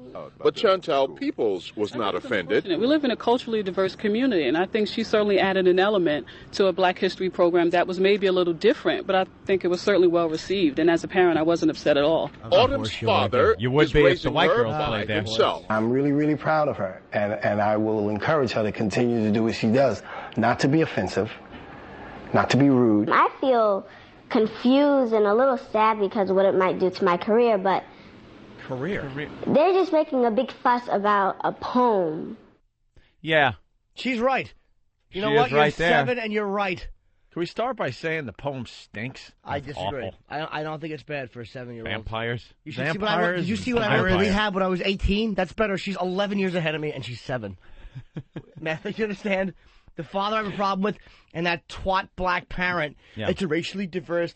She'd be the first thinking- one jumping down the Yes. throats of the school district if there was a white person there that was doing poetry that offended black people. They'd be all over it, calling for the resignation of school officials, and there'd be marches and everything. Stop thinking of yourselves as second-class citizens, and stop thinking of black people as fucking little children who need their hands held. Right. Hold people to the same level of accountability. She's Right. 7, fuck her. How about the parents? Why the separatism? Why the separatism between black and white like this? I don't care. Fucking preach it. Go ahead. Just don't have a double standard. No double standard with The it. poem is fine. She's right. Columbus pretty much was a rapist who Hey. took lands. My ancestors you're talking about there. Well, no, he was all right. Just not a very good compass man. Did he actually take fucking land from black people, though? Columbus? I think it was the Indians that he raped. Get your genocide straight, kiddo. I'm just looking at J.P. Morgan, what did he do? Yeah, wasn't she a judge on the Gong Show? If she what really, the hell did she do? If she she- gong a black artist? Yeah, If she Mean wrote Gene the this- Dancing Machine. Yeah. She Gene the Dancing Machine was black, and he was fine. She didn't like Mean Gene the Dancing Machine. Gene. Was it Gene Gene? It was probably Mean Gene after they cut his legs off for the diabetes, and he couldn't dance anymore. So he got then I think mean? he got a little mean. It really was Gene Gene the It was Dancing Machine? Gene the Dancing Machine. Yeah. Wow, we just went old school for everybody. She's actually, to be very honest, if she wrote this and understands the meaning, she's a genius at 7 years old. To comprehend these words Yeah. at 7, you're a genius. I think she had a little help. She had some from help Daddy. from some family members. Yeah, talk that pretty Daddy, obvious. the Daddy, the racist. Maybe, but listening to her talk, she's a bright kid. I mean, Come on, Rudy would recite lines on the Cosby Show, and unoffensive lines, mind you, with just as much oomph. Unoffensive? Two black people, one a lawyer, one a doctor. I don't think so. Not in my hometown, Godspeed. It was the best science fiction I ever watched. What planet did that show take place on? That's right. The planet. Oh, okay. On Earth 2. In Bizarro World, that might work. The only problem I have with Autumn. It's just a joke. Of course. Is she commanded white students to remain seated as she led black students, and that's the only problem. Now, what I the had. hell is that about? And what is with the white students listening? She's 7, you shitheads. You listen to a 7-year-old that says "stay seated, white people." And what do the Sicilians do? Take a knee? That's a excellent. Come on now. That was self-deprecating. It was funny, and it was viciously true. I wouldn't even car crash on. Yeah, I kind of liked it. I would make I up got nothing. It was terrific. If the car crash doesn't know, if it hears silence, I have it on automatic now. It just goes. I was more enjoying the great brilliance of that joke. Thank you, Jimmy. Because it implies that the Sicilians' great-great-great-grandmother, well, we know what happened. It just reminds me that I just hate poems. How did they say poem? Poetry. It's poems. Poem. I don't care if the proper... It's a poem. I don't care if the proper pronunciation is poem. All right, I got to... I say poem. We got to take it back. Oh, look at that. Look at that, Anthony. That doesn't happen that often. And how about this? Very, very rare. Yes. Enough with Black History Month. Yeah. Enough with needing the separate recognition. Enough already. And stop holding blacks to a separate set of standards, you fucking condescending white people. Well, that seems to be the... What page is that woman's article on in 33. Where's the poem? 33. Where's the poem? I have it right here. The poem. Anthony's going to read the entire poem. Oh, I am. Page 33. I'm going to actually read this from my balcony. Adorable racist. Look at her. She's not too adorable. She looks very angry. You can't even tell what gender she is with that stupid hat. She looks like she's starring in Cooley High. All right, let's see if we could figure this out. White nationalism put you in bondage. No, it's put you in bondage. Bondage. Oh, do I have to do it like she did? Yeah. White nationalism is what put you in bondage.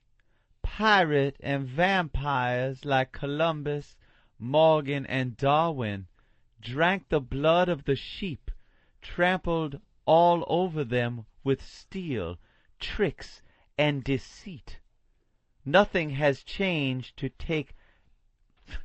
Nothing has changed. Take a look in our streets.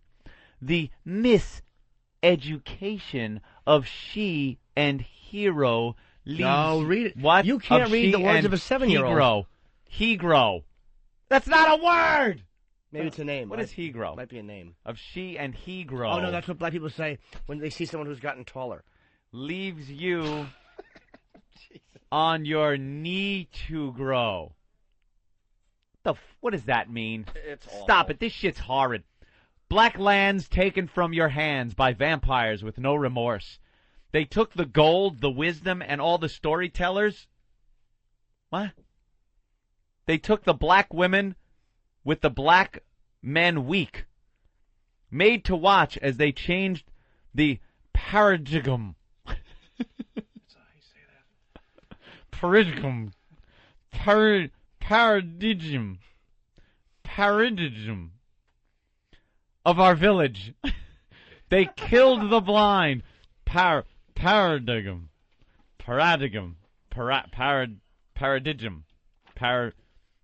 You know that word, don't you? Paradigm. I know the word. I can't say it. Paradigm. Paradigm. Paradigm Paradigm is Paradime. You would know. Paradigm. Yeah, right. I stand corrected. Of our village. They killed the blind. They killed the lazy. They went so far as to kill the unborn baby. Who? What? Yeah, we're not the ones getting abortions every 20 minutes. Right. Wink, wink. Check out that neighborhood. Yeah, white nationalism is what put you in bondage. Pirates and vampires like Columbus, Morgan, and Darwin. Pirates and vampires. They drank the blood of the sheep, trampled all over them with... She had to go back to the fucking chorus. Steel-laden feet throw in the tricks, alcohol, and deceit. Like, we give liquor stores in the neighborhood? Is that it?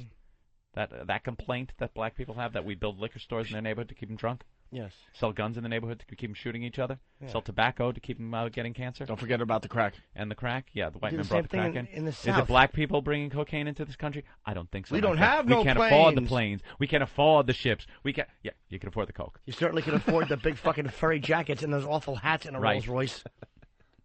Jesus Christ. There's a lot of conspiracy theories in the hood. Nothing has changed. Take a look in our streets. Here's what changed. The fact that Kizzy had to hide the fact that she could read, and here you are reading poems when you're 7. I'd say that's a big improvement. Yeah, true. She led a Black Child's Pledge by Black Panther Shirley Williams, which reads in part, I pledge allegiance to my black people. I pledge to develop my mind and my body to the greatest extent possible. I will learn all that I can in order to give my best to my people in their struggle for liberation. I will discipline myself to direct my energies thoughtfully and constructively rather than wasting them on idle hatred. I will train myself never to hurt or allow others to harm my brothers and sisters. No, my black brothers and My sisters. black brothers and sisters. And capitalize black the way Shirley did. Right, my black brothers and sisters. These principles I pledge to practice daily and teach them to others in order to unite my people. Autumn's father condemned. Blessed are those. Yeah. Well, there you go. She had which one is your wallet? The one that says young motherfucker. You know, it's a complete double standard. It is. And it's angering. But this woman, Michelle Malkin, in the Post, did a pretty good job. Even she doesn't attack the parents, though. Well, she doesn't, but she goes, who's surprised if you set aside a separate holiday for black people month in public schools?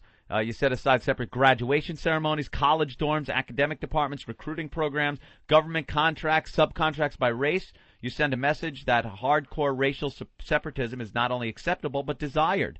And says Ashante is a natural offspring of militant multiculturalism and government-sanctioned identity politics. We reap what we sow. And there you go. It's just another way of fucking giving blacks handouts that they don't need.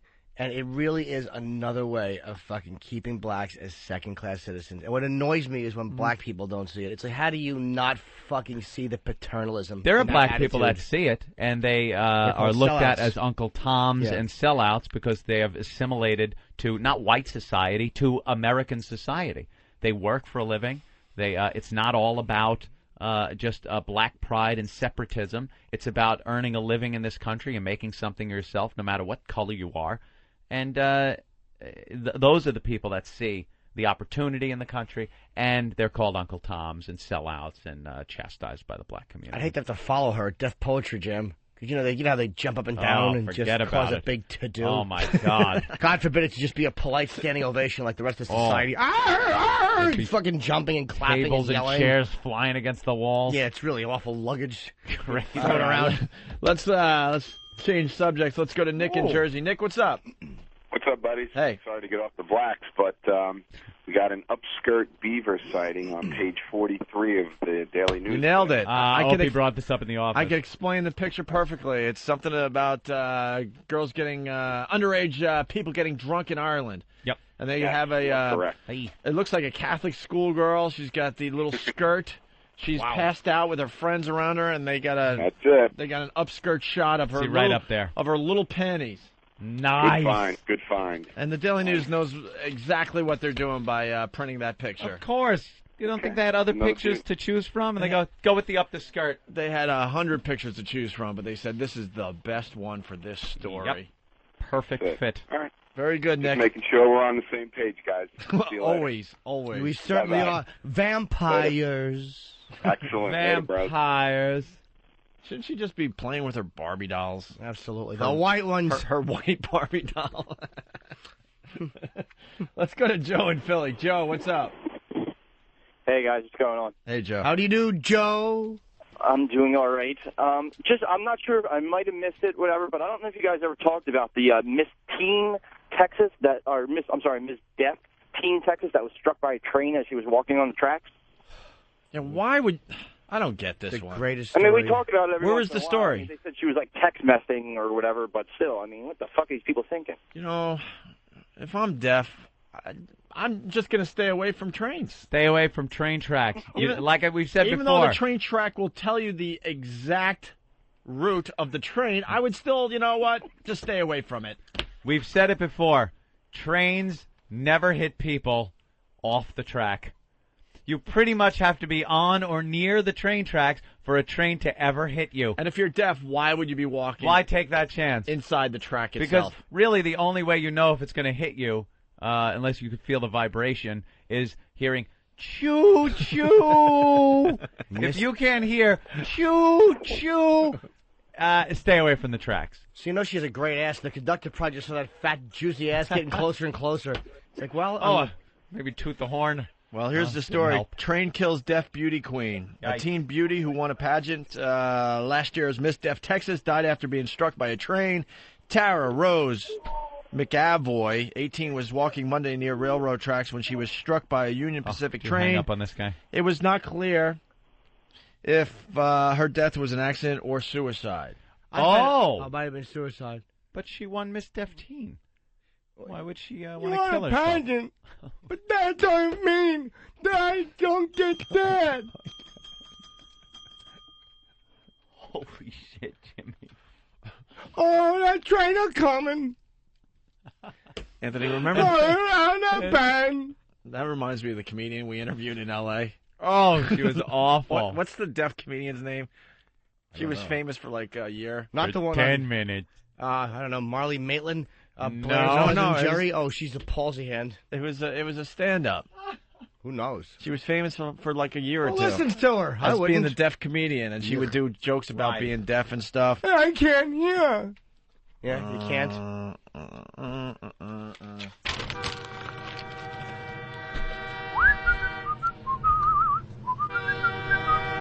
Well, we were in L.A. at the Comedy Store, and we were interviewing all these people, and she came by, and she just annoyed me on a level I can't even explain. Because she was using, like... Sat down and did her act. She was doing her act, and it was all hacky jokes about being deaf and stuff, and I'm Don't just like... peep at me. What's it like to be a deaf comedian? What? No one asks you that. No one. They go, tell her to shut up, because her voice sounds like a muted operator. It's No one cares why you're a deaf comedian. It's uncomfortable to watch. Here's why you're a deaf comedian, because you can't hear and you need attention. Next question. So I'm like, this just stinks. And the radio was going really bad because it was just like, it wasn't our cup of tea. Yeah.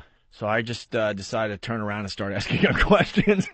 Facing away? Opie faced away because she could read lips, but you had to kind of, So I would ask enunciate. these questions as I was turned around, and they were, pretty good questions for Uh-huh. radio, and then you would just hear silence because she didn't know I asked her a question. What Opie was saying to her. And it made me just laugh like an idiot. She have the headphones on?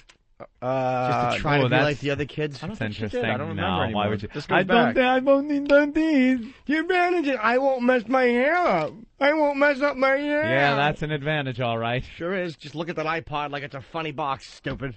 Can we get her act? I'm sure it's in Delete. We got to get her name, and we got to get her act now. You think she's on one of the XM comedy channels? She was famous for, like I said, a year or two. Haven't heard from her in a while. Bobby she hasn't in heard Georgia. from anybody in years. Bobby. Hey, what's going on, boys? Hey. Hey, Jimmy with a Y. Hi, Mommy. Hey, listen, back when I was in college, there was a train tracks right by the apartments we lived in, and a little retarded fella got caught on the truck, and needless to say, the train killed him. On the what? Killed him. On the track on the trussel. You know, it's like the big tall part that goes over a creek or whatever. And he got stuck on the trussel as the train's coming. Needless to say, the little retarded fella got hit by the train and killed him. Wow. Yeah. The worst part of it was I had a fraternity brother who worked at the funeral home, and he was asking me about the train wreck, and he said, man, you're not going to believe this. Right in the middle of the funeral service, the funeral home sat on the train tracks itself, too. Boy. Right in the middle of the funeral service, you hear, and the people just lost it. Yeah, I bet they started weeping. They wept profusely. Whoa. How do you think the train felt when that fucking head hit it? They missed their You little hit from a pot like that. We got it. Kathy Buckley. Kathy Buckley? I don't know her. She related Kathy to Spuds? Buckley. Do we have any Kathy Buckley? We're looking for Kathy Buckley. We're looking for Kathy. This is Kathy Buckley. I'm doing a report from a gas station in Buffalo. All right. There's no My proof. friend is Spuds. There's no proof that I was ever Spuds Buckley. You were Spuds Buckley. Prove it. Let me ask you a question. Not that, you probably weren't Spuds Buckley. Yeah. But how would Spuds Buckley have talked? I don't Just guess. know. I'm asking you to guess. It might have sounded a little like Jerry Lewis. Oh, like, Spuds Buckley. Oh. I would like to hear Opie's impression. That's how I would picture it in my head. If you had to be a guy named Spuds. No, not that you would be, but Yeah. how would he have sounded? How would you impersonate him? Go ahead. Thank God back in those days no one gave a shit I was on the radio and they weren't taping our shows like they do on a daily basis now. Yeah. So there's no tape that actually exists of Spuds Buckley. I'm sure he doesn't exist, but I'm saying what would your guess be if you had to guess? I'm really not that creative. It's I not don't worse know than how Monster it would Rain. sound. Yeah, come on. It's not worse worse than Monster Rain. Come on, I'm just Spuds. wondering what he would might have Spuds sounded like, sound just to guess. I will dig through some old radio boxes and see if I can find some Spuds Buckley. We've been How's hearing this since 1990. I'm sorry, No. 2000. You're not going to dig through it. Why don't you just? I only want an impression. Just a quick, a guess of what you might. I got to tell you, my voice has changed. I just can't do it. You never had to do it because there was no Spuds. I'm just right. saying, what would your That's right. impression So, be? It wouldn't do it justice for me to try to do something. You Really? couldn't not do it justice. Well, what would Spuds sound like now? We could kind of just make like it was higher. I'm not going there. Just close your eyes and pretend there's Spuds Buckley. Let's go now to Spuds Buckley. He's down at the gas station. We're giving out free gas for the first 100 people that pull up to the pump. Spuds, how's it going down there? Well, Godfather. It wasn't the What guy. was his It name? was the Bear Man show. Oh, well, Bearman, roar. Roar. Grr, grr. Shut up. Merry Christmas, baby. Tonight I'm gonna deaf your horse and sing you a lullaby. Check it out. Silent night, holy night, all is calm. What the hell? All is bright around yon fair. He doesn't sound deaf enough. Exactly. Oh, the guy's deaf? Yeah, listen. Holy and pencil You get one note. tender and mild. Sounds like Hartman a little. Sleep in heavenly peace. Sleep in heavenly peace. Sam brought this in. Of Sam course used he to, did. Sam Wow, used to Sam. intern for our radio program. He now goes to school at Syracuse University. Yeah. And he works for the Kingdom of Nakedness. Kingdom of Nakedness. The Naked Militia. Naked Oh Militia yeah, it's now. the Naked Militia. It's the Naked Militia. It'll always be the Kingdom of Nakedness. Scorch. Scorch. You intern for Scorch up there in Syracuse. And this is audio of a Christmas album sung by Deaf Jeff. Deaf Jeff is the producer of the morning show up there on Hot 107, which is the top 40 station. It's right next door to Scorch's studio. But yeah, they were giving this CD out. There's a couple, if you want to hear, he really sounds deaf. He does a couple rap numbers. Is he trying to be funny? Or is he really deaf? No, he's deaf. He's definitely really deaf. Does he know he sucks? I think he does. He should. But this doesn't even suck in a good way, though. What do you Yeah, mean? It just kinda- sucks. He put it Not out. deaf enough. It should It's be an actual CD that he put out? Yeah, they gave these CDs out for Christmas. Listen to me, Mike Brady hair in the last season. He has the later Mike Brady hair. Last season of his life. No, that'd be wispy. And fucking all mushed on one side from sleeping. Oh. Reeking of chicken broth. Let's go to Pat in Buffalo. Pat? Hey, Opie, I hate to burst your bubble, but according to your pals Shred and Reagan, there is Spuds Buckley out there. There's some audio in existence of you doing Spuds Buckley. Well, a little known fact, Shred from the Shred and Reagan show in Buffalo is a very good friend of mine. We go way back, and he used to be the producer of Bear Man's show. And he's saying there may be some Spuds Buckley audio. Oh, that would be a dream come true. It's Spuds Buckley. Hey, we're going down. Let's hear from Spuds Buckley. Spuds, how you doing down there? Hey, pretty good, Bear Man. How's it going up there in the cave? I'm here, gasoline. Oh. All I have to say is if any Spuds Buckley audio arrives here at the XM facility, it will be destroyed by me, personally. Address it to Ben Sparks, Ben Sparks, and then say on the note, Spuds Buckley audio. Yeah. All right, Pat. Hey, I can call you guys back. They're letting the lobster loose in 15 minutes on 97 Rock. Oh, yes. Let's do that today. Another big one. We love when they let the lobster loose. What happens? I get scared. It's a gag that's been going on for how long on this guy's show? It's Norton. Norton, I think his name is. I'm Snorton Norton. Another Snorton Caddy Jimmy Norton. Another fuck.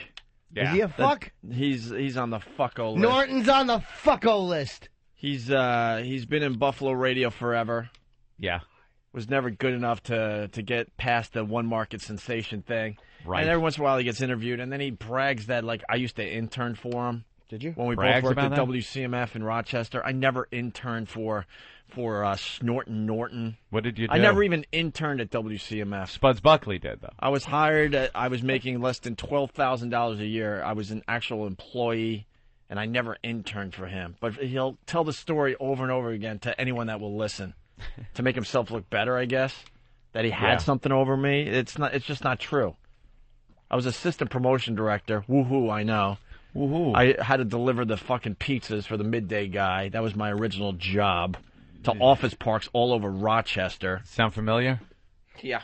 Type of stuff you're doing? Well, we got a guy. Scorch? And then the midday guy who never made it out of Rochester. Just cut him off. We don't care what he says. Never made it out of Rochester himself. Would just like look down at me and tell me not to be late and stuff, and make sure the pizza doesn't slide in the box and all that shit. So Sam, what kind of stuff are you doing? Yeah, but he's. I'm asking you. Interning. I love that. He starts talking, and who gives a shit? Hope he didn't miss a beat. Yeah, well, I do some of the, and then the guy was. Well, we'll get to you because now it's bringing back bad memories. That's exactly what Ope should have done. I would come in as the eager guy, new to the radio business, and the midday guy would be like, "All right, look, today it's 3 pizzas, pepperoni, hot peppers, and sausage. Don't be late like you were last week. Here's the directions. If you have any problems, tough shit." A gopher. Dude, he had something over me, and he knew it, and he would just play me, and it's just like, you're such a dick. Yeah. Is that Snorton Norton? No, it's another guy. He's miserable, so we'll let him slide today. But he never made it out of Rochester, another one market sensation. Eek. But he would just beat me up, and, I was making no money. I was happy to be there, and he just treated me like shit.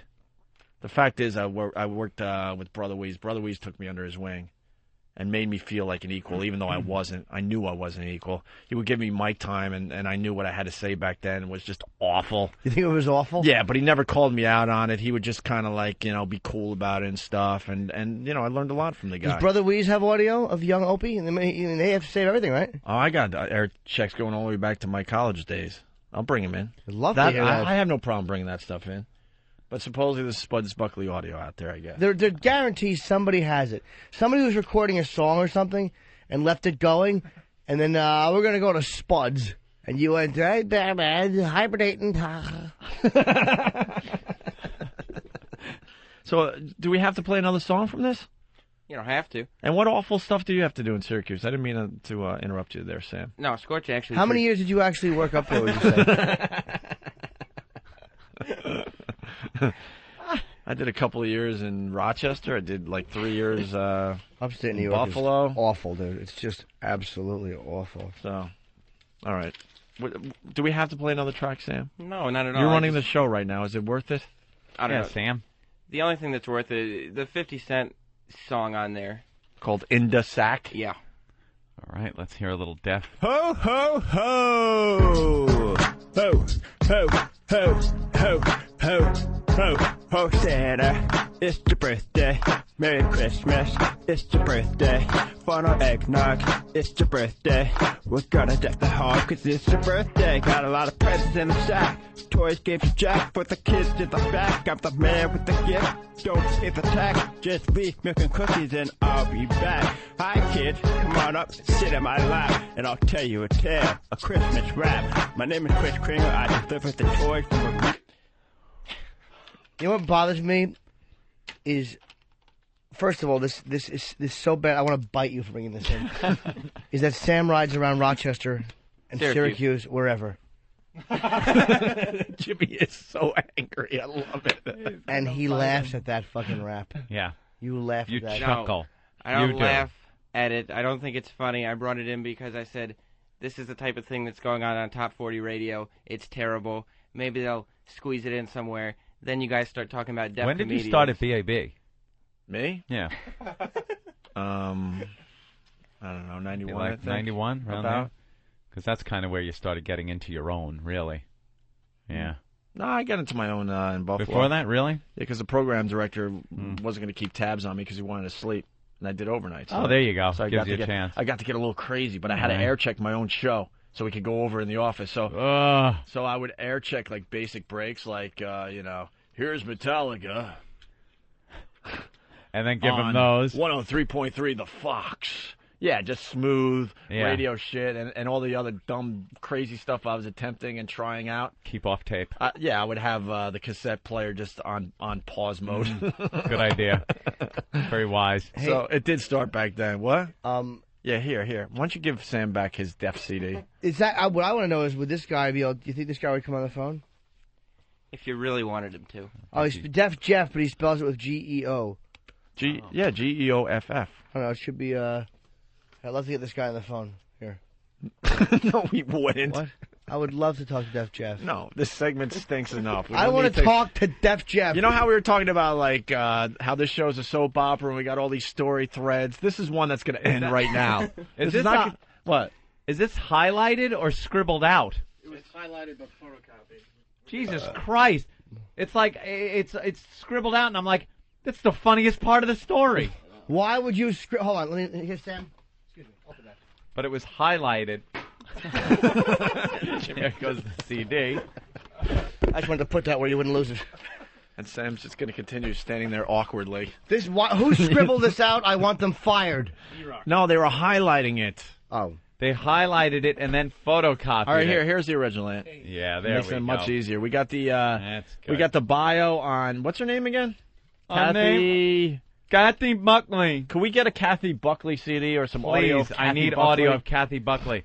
She's billed as America's first hearing-impaired comedian, because it's not a comedian when it's a girl, Opie. It's a comedian. Kathy Buckley is also a four-time American Comedy Award nominee. Didn't win, huh? Best stand-up female comedian. In June of '98, her highly acclaimed autobiographical hit theater play, Don't Buck With Me. Get it? It's Don't Fuck With Me. But since she's deaf, she can't say the M word right, so she goes, Don't Buck With Me. Too bad her name isn't... And it's a play on her last name. That's really cute. Should be Kathy. Nice. Kathy Bunt would be a great name for her. I'm a deaf bunt. A one-woman show and tale enjoyed a 3-month return Los Angeles engagement. 3 Wow. months, huh? What a run. At the prestigious Tiffany Theater. Don't Buck With Me first opened, blah, blah, blah. blah No, blah, Anthony, blah, you didn't blah, say blah, it right. Don't buck with me. No, there's an What? exclamation point. Don't buck with me. You know, I cannot use an exclamation point anymore You without never thinking should. that. Don't fuck with me! Sometimes I want to be excited about what I'm typing. Yeah, my exclamation points have been drastically reduced. They should be. Since you've been doing that bit. They should almost be like down to a minimum. Like if you say something like, "That's all right, Eric, if you ever hand me something that is as scratchy as the other one, I'll smack you in the face." Yeah. Success, however, in the theater and other mediums was far from mine the first time Kathy stood in the world of comedy, stood the world of comedy on its ear. Get it? That's fucking awful. Oh, isn't that horrible? On a dare from a friend, she entered a comedy contest called Stand Up Comic Take a Stand in '98. She was nervous, not because it was her first time performing on a comedy on a stage, or even the fact that she couldn't hear the audience respond except by vibrations from the stage floor. What made her nervous was discovering that she was competing against comedians who had been in the business for years. Oh, no. Hey, look, Voss has been in the business for years, okay? But Kathy forged ahead. I owe Kathy money for a miracle ear. I'm dodging her. I'm dodging her. She won 4th place there. Jesus. And then played at Caroline's, Catch a Rising Star, the Improv. Please get to the fucking humor in this Yeah, story. my God. right. I mean, when you got gold, why are you reading Because you boring can't shit? go right to the gold. You That's a got good point. gold. All right. People are turning off their radios. No, they're not. They're going to because miss the best part of they a bio. know there's a part here that is highlighted. You have to have a dynamic. This is the boring part of her life and career. And she did poorly in school. Who cares? There's Who a cares funny to write line. singers? Wait, and then Great. Funny line before you get to that. Great. Yes. The 10 people that have nothing better to do than hang out through this shit are still listening. Everyone else is at fucking big tracks. How about this? Her poor performance in 2nd grade landed her in a school for retarded and physically impaired children. Now that's funny. It took school administrators, psychologists, and audiologists nearly a year to discover it was just a hearing loss and not a lack of mental acuity that was impeding her speech and language development. Today, Kathy shakes her head as she quips to amazed audiences, "And they call me slow." And the reason she shakes her head is because it always feels like she has water in the ear. She's always jumping on her left heel, trying to shake it out. All right, now you want the funny? Yeah. She's deaf. No, fuck it. Let's just move on to something else. Please read this. During her late teens, Kathy's life was interrupted. Hold on. All right. I know at times this is overplayed, but hold on. All right, can you back up a little bit? I think we're all ready. All right, I'll back up like the Jeep did.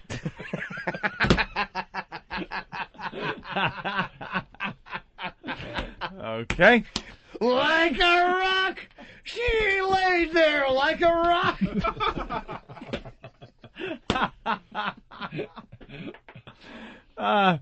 Now, she's already deaf.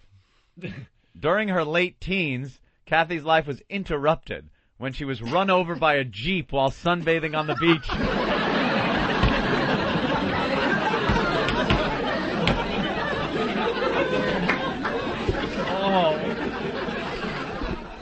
Oh, is that horrible?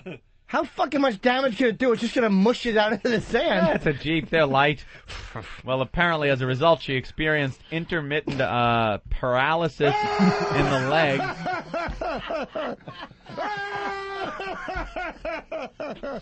Her recovery from being run over by a Jeep took almost 5 years. Thank God, though, she recovered from the Jeep.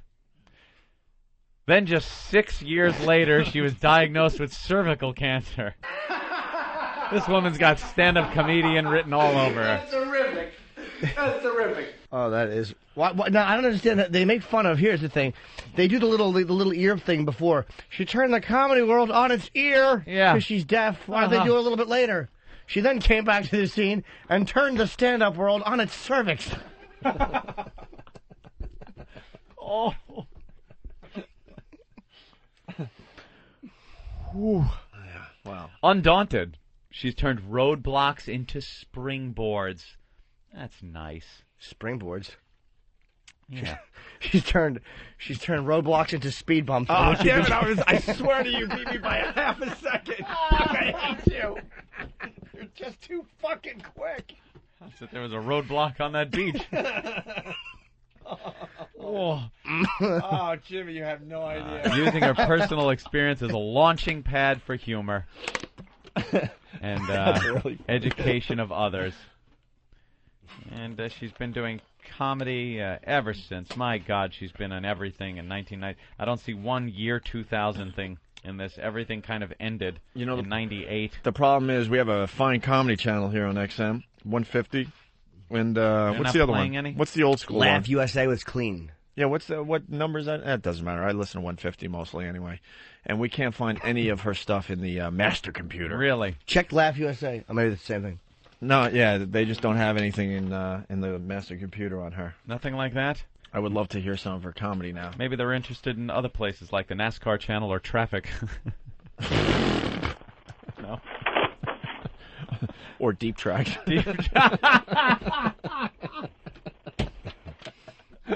I like that. What was left in the sand?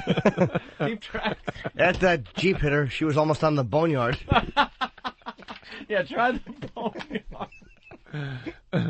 Is there a squiz joke in there? No. You'd have to go a long way with that one, I guess. Yeah, there's something there with the fucking thing crushing her innards. All right, let's say hi to Pete in Pennsylvania. Pete, what's up? Or maybe, Yo, I know there hold is. on, sir. After that Jeep ran her over, her bowels were loosey.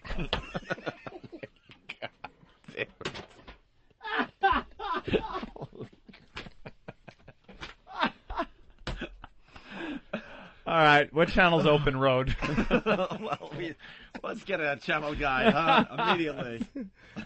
I got cervical cancer. They're going to have to zap me with some high voltage. Hey, that's good news. They're getting some of her audio. Yeah? You can find some? Few minutes. Oh, few minutes, that says? Oh. Few minutes. It looks like Fio Ninu Tio. I gotta hear some of her. I swear to God. Good penmanship. We lost a caller. My old pal Bearman that's doing mornings in Allentown supposedly has the audio of Spuds Buckley as well. Spuds Buckley audio? Who'd you have? Fucking Bearman? Look, this is the deal. I'm going to be honest. I'm going to tear down the 18th wall today. If the audio... 18th wall? How many guns is this? If the audio makes it to the XM facility here in New York City, and I don't see it, it's safe to be played on the old show. Yeah. But it's such an embarrassment to me if I do see it myself. I will not be able to help myself, and I will take the package, and I will bring it home with me, and I will destroy another copy. Wow, another. I would like to sound like a tough guy today, but it is that embarrassing. Yeah. But if they could get the audio to you guys without me knowing it, I promise you we'll play it on the air. Okay, so like a little game. It's going to be a little game. That's what we do, okay? That's what we do now. That's what we do.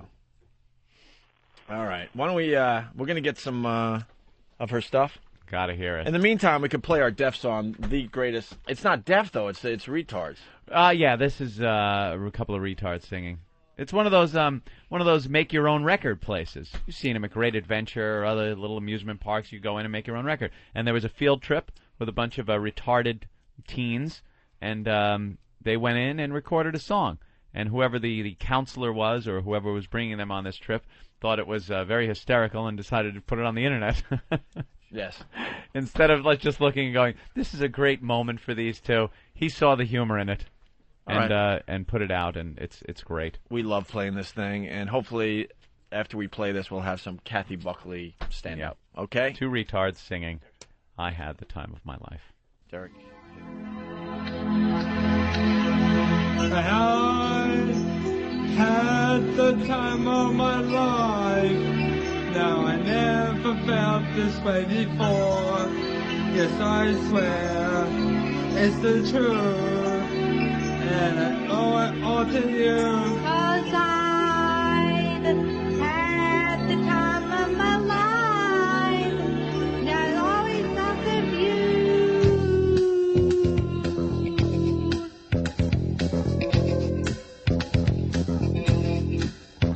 I've been waiting for so long. Now I finally found this one to stay by me. Yeah, we're riding on the wall. And you felt the magic of fantasy.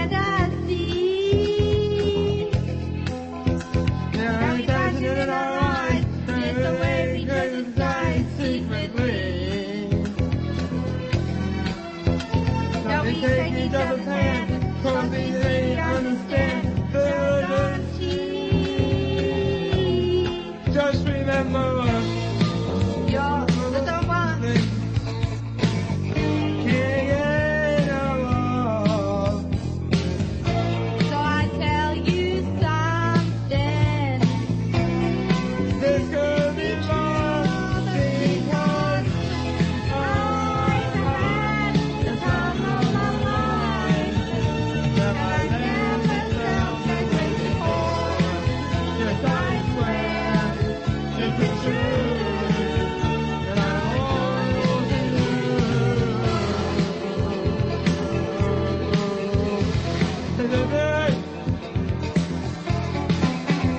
In my body and soul, God, you know that you never know.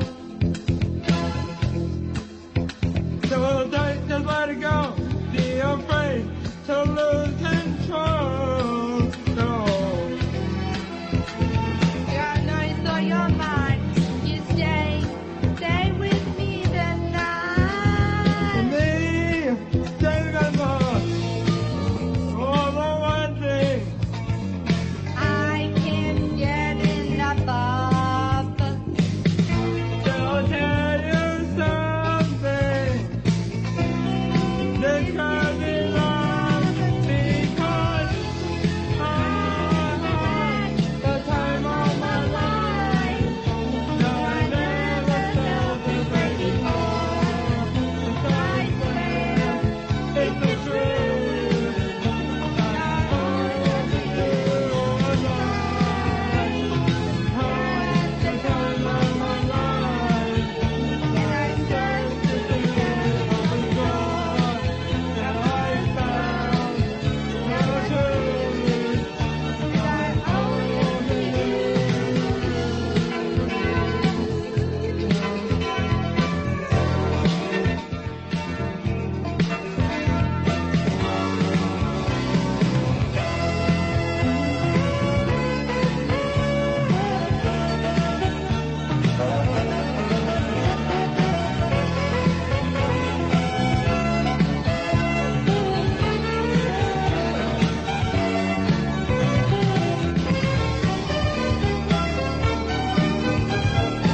Oh, had the time of my life, and I never felt this way before.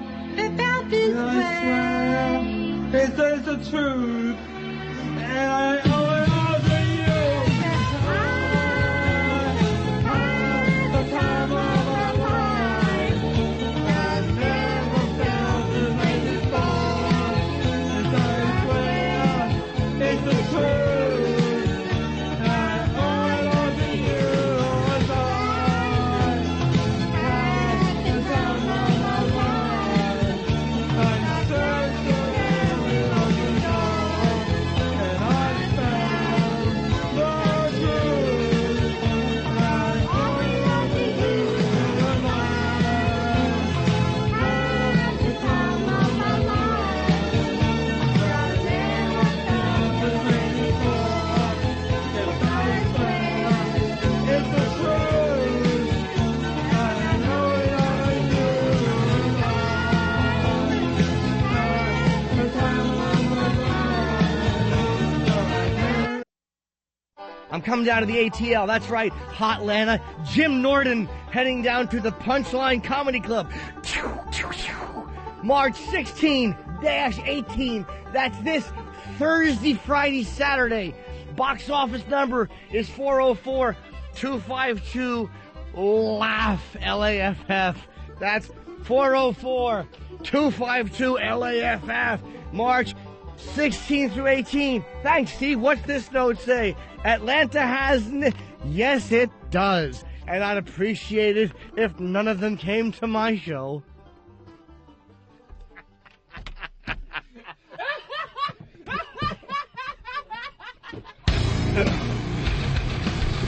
We work with a bunch of lunatics, I gotta tell you. Out of their minds. Jim Norton has pretty much given up on today's show. He's in the office. He's got Francine on his lap. Everybody's been watching on the Opant 1 camera as our office cam. just watching Jimmy sitting in his chair with Francine on Jimmy's lap, and Jimmy was just molesting her the whole time. Dude, you were Lift up your shirt. No, Rod. I got like that. No, you got a little action there. I'm not sure. Look. No, I don't. Oh God, get that fucking thing away. Oh God, damn it. I don't have a run, I tell you. I'm filing sexual harassment charges against you. What's that, Steve? It's the good time. Oh. For the good of the show. Steve has brought in Kathy Buckley audio. Steve? Thank God. Yeah, this gets better and better because this isn't her stand-up or it's part stand-up. What is this? I guess this is what Kathy Buckley does now. Some stand-ups go what into like, she the does whole, now. The whole motivational speaker thing. You know, some stand-ups they'll go from Oh boy. They'll start off with stand-up, then they'll go and tell no. personal stories and work it into how she wasn't being booked anymore. Personal stories of courage as a motivational speaker is what she does now. But since she has a background in comedy, Opie, it's not just motivational speaking. There's a touch of humor to it. Exactly. Like she'll tell a traumatic story from her own life, like how she lost her hearing, and then she'll follow it up with a joke to make everybody feel better. That inspires. Can we play a simple game here on the program today? We'll play the Kathy Buckley audio, and we'll try to figure out what part of this is serious and what is the joke. All right. This could be very difficult. All right. Okay. How are we going to decipher the two here?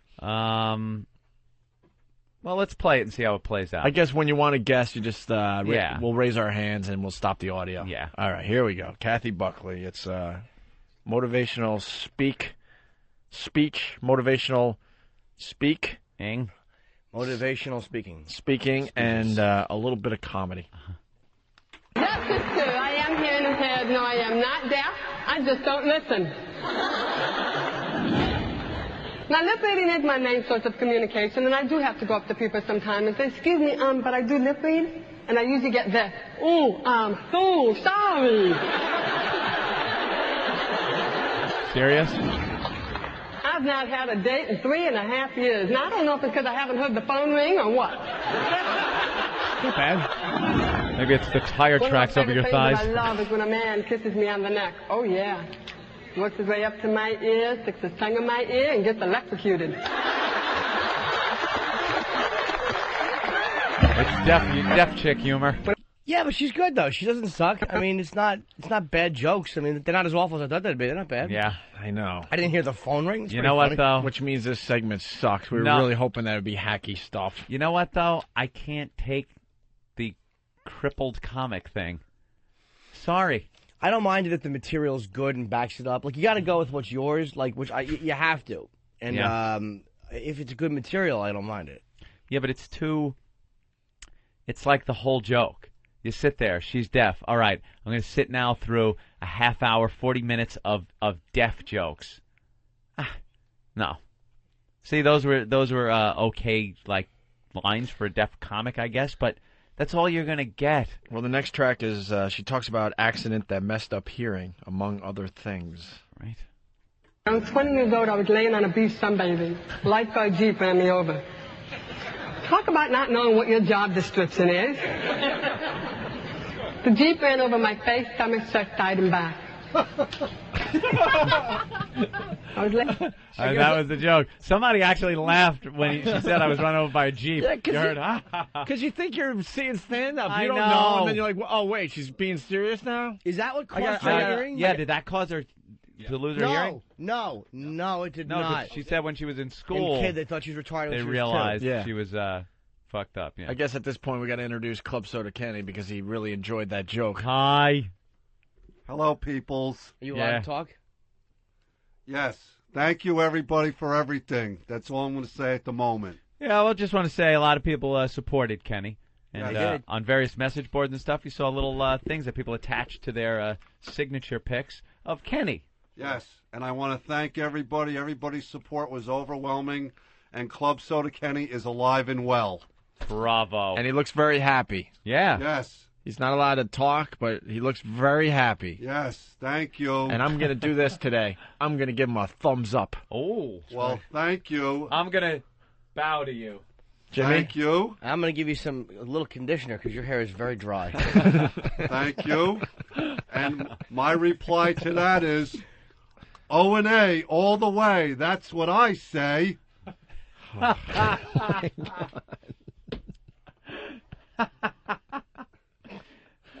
want that in my machine. That's Can we do that, wonderful. E-Rock? Of course. That's a perfect. Could you do it again? O&A all the way. That's what I say. All right, I need that. All right. Of course. So here's Kathy Buckley. I backed it up because one dope in the audience or a couple people were like laughing when is she this just still got part run of the over? stand-up? I like when she describes what the Jeep hit. She has to name every organ. It was my head, chest, and neck area. I was very injured.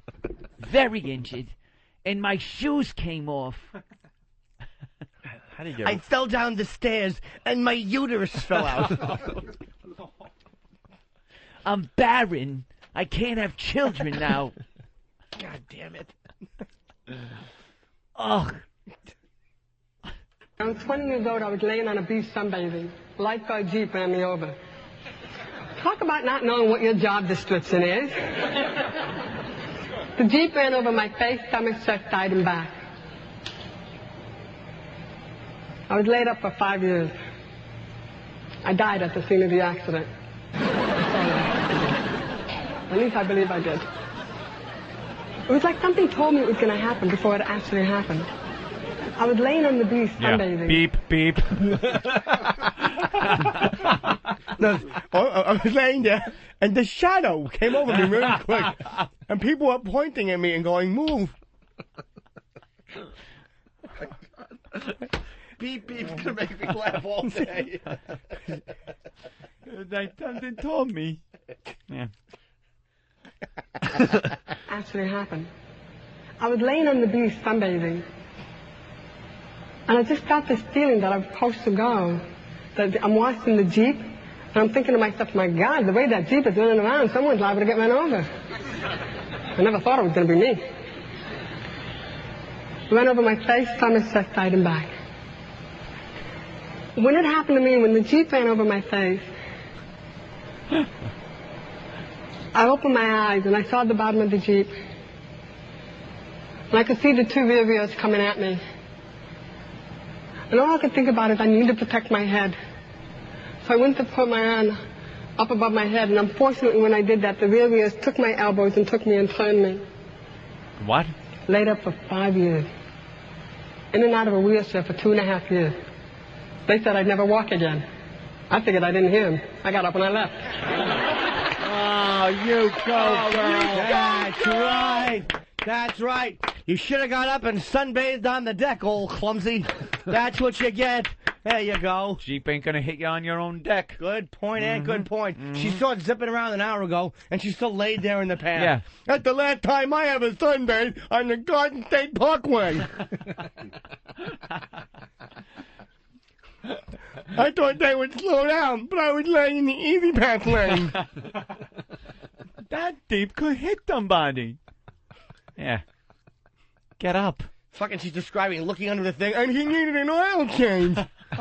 You're deaf, not blind. Yeah, she certainly has acute vision. I guess she tried to put her arms up over her head and her elbows. What? I couldn't know. hear her. I don't know. She Something said funny. something. She was mumbling something too much. hysterical. I don't know. I'm thinking like it grabbed her and dragged her or something. Yeah, it probably did. It just hit her elbows. Cracked her elbows. That's wonderful. Society put labels on me. You're too tall. You're too flat. You're retarded. You're dumb. You can't. You won't. You're unlovable. Just loaded with labels all over me. Passing judgment on me. And I bought it. I believe this is who I am. Society created me to believe that I'm retarded, that I'm stupid, that I can't and I won't. I'll tell you something. I don't look very good in labels. You don't look very good on the beach either.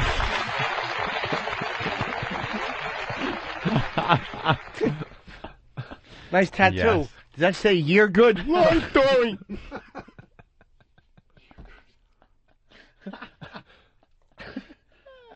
I don't like labels. Funny you don't mind being the deaf comic. Yeah. That's a label you don't mind. That is a big label. That's the top label, right?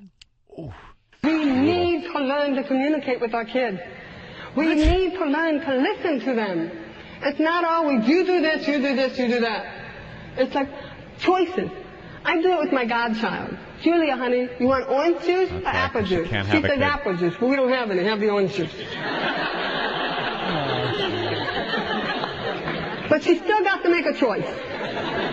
Just because you choose to have something doesn't mean you're always going to have it. Because you know for a fact that what you want and what you need are two different things. And the problem with that is that every time we go for what we want... She raises a good point. Because some days you want a suntan and you need an ambulance. This is depressing. Isn't it just Fucking who's hilarious sitting in that audience? shit. Who is sitting there? Who wouldn't be? I'd be fucking howling through this. Life is tough enough. Why? I'd rather hear his act. Exactly. And the problem with that is that every time we go for what we want, we miss the opportunity of what we need. God will always put in your path what you need. What was in the path of that Jeep driver? What did the A Jeep deaf need? girl? I need a deaf girl. The Jeep's brakes weren't any good. I need something to slow me down. And God put her there. I need a useless human in front of me so I don't hit those worthwhile ones. Expendable. Right. And I looked like it was the lifeguard who did it. He's fucking riding with that white thing on his nose, all tan and attractive. She was probably looking at him before. Oh, he's cute. You know what happened? He was too busy looking at the hot pictures of ass to his right. Yeah. And you know what? He saw her and just didn't feel like stopping. If she looked like a hot piece of ass, he would have stopped. I bet he would have. He wasn't looking her way. I wouldn't mind rolling around in the sand with him. Life's a drag. Her elbows are caught under the catalytic converter.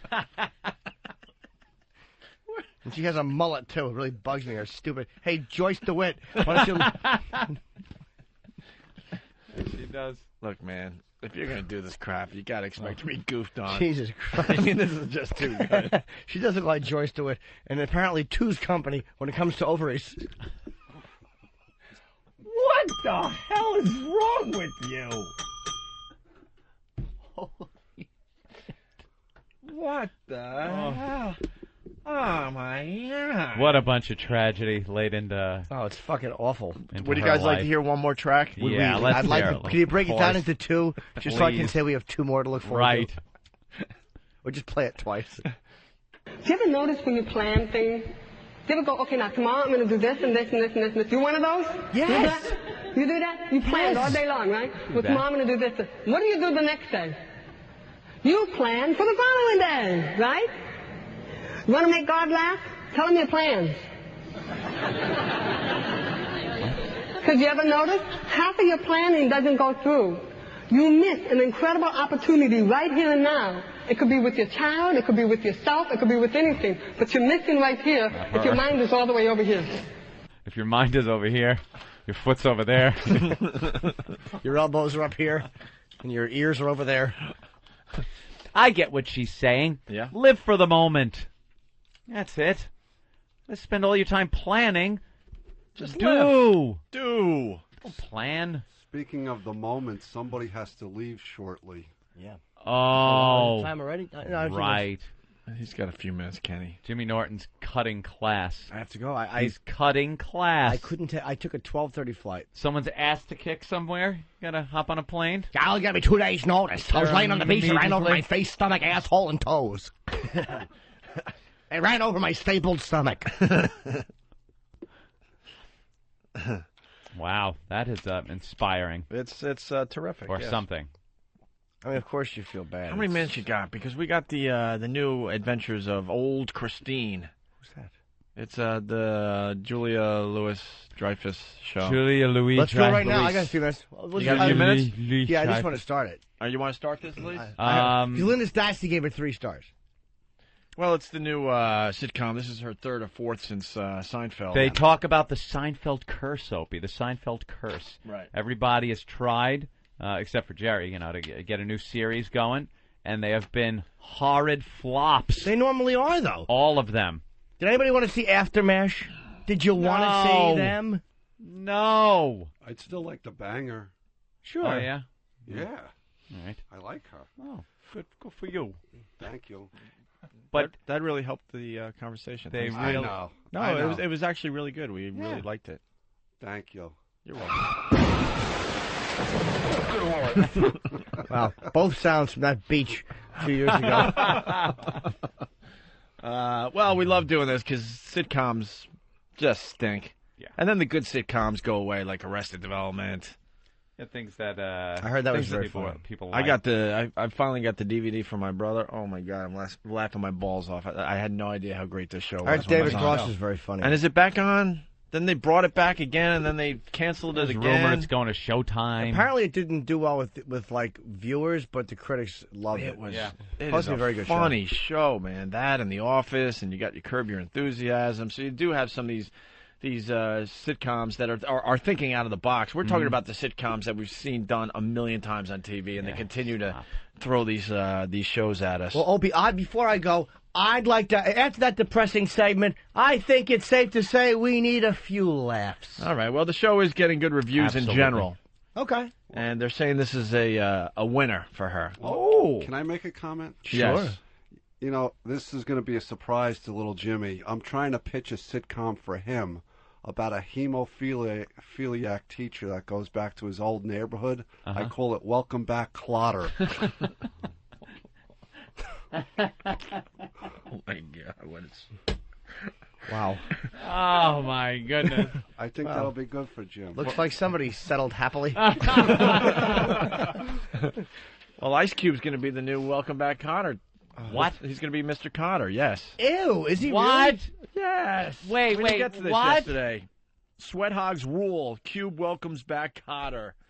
Why can't we have white people play white parts? Bring out the welcome wagon. Ice Cube has signed on to play the title role in a film adaptation of the classic 1970s TV series Welcome Back Cotter. It was announced Tuesday. Is a white guy playing Freddie Boom Boom Washington? That would equal it out. As part of his deal with Dimension Films, Cube will also co-produce the redo of the former ABC series that turned John Travolta into a household name. There is no bigger fan of the original show than me, and I'm very excited to be able to put a new twist on it, the barbershop star said in a statement. It's going to be just as bad as The Honeymooners. Let them do it. Good. Why? I don't know. Ooh. Hey, he's black. So we look forward to another. I'm sure it'll be a hip-hop version of the song. It'll be great. So we drove by, we shot them, we drove away. I would like to see a movie version of that show if it was done right. How could it be done right? Just Wow. change the name of the thing. That's right. What are they going to get, like an Urkel character to be like Horseshack? Is that it? I don't know. Juan Epstein. All right.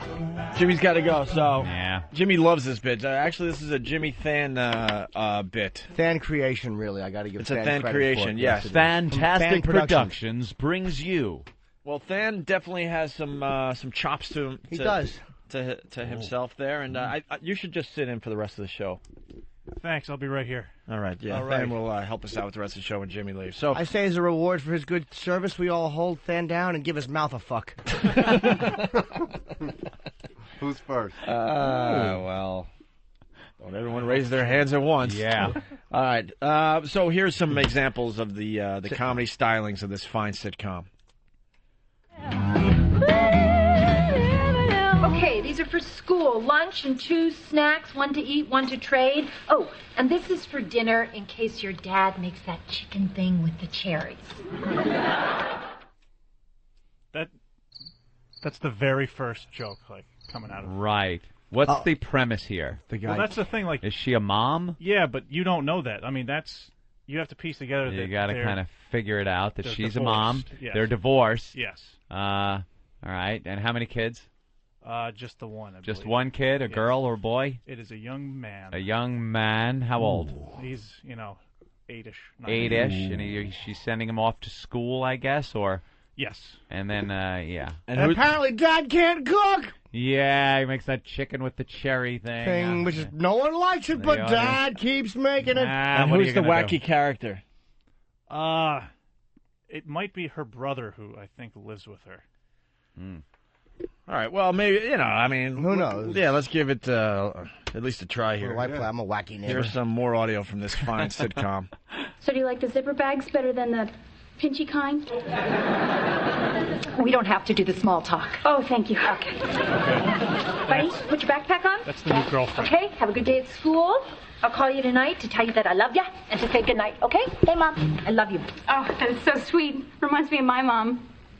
Not that you're as old as my mom. My mom is young. She looks great. You look great. We're going to go wait in the car. Great. Wow. All right, so the kid's How do going they off get to away school. with this shit still? Pretty good though. Linda Stassi liked it. Horrid. That Here's a sex song. Yes, Jimmy. That was good. Why are you singing it?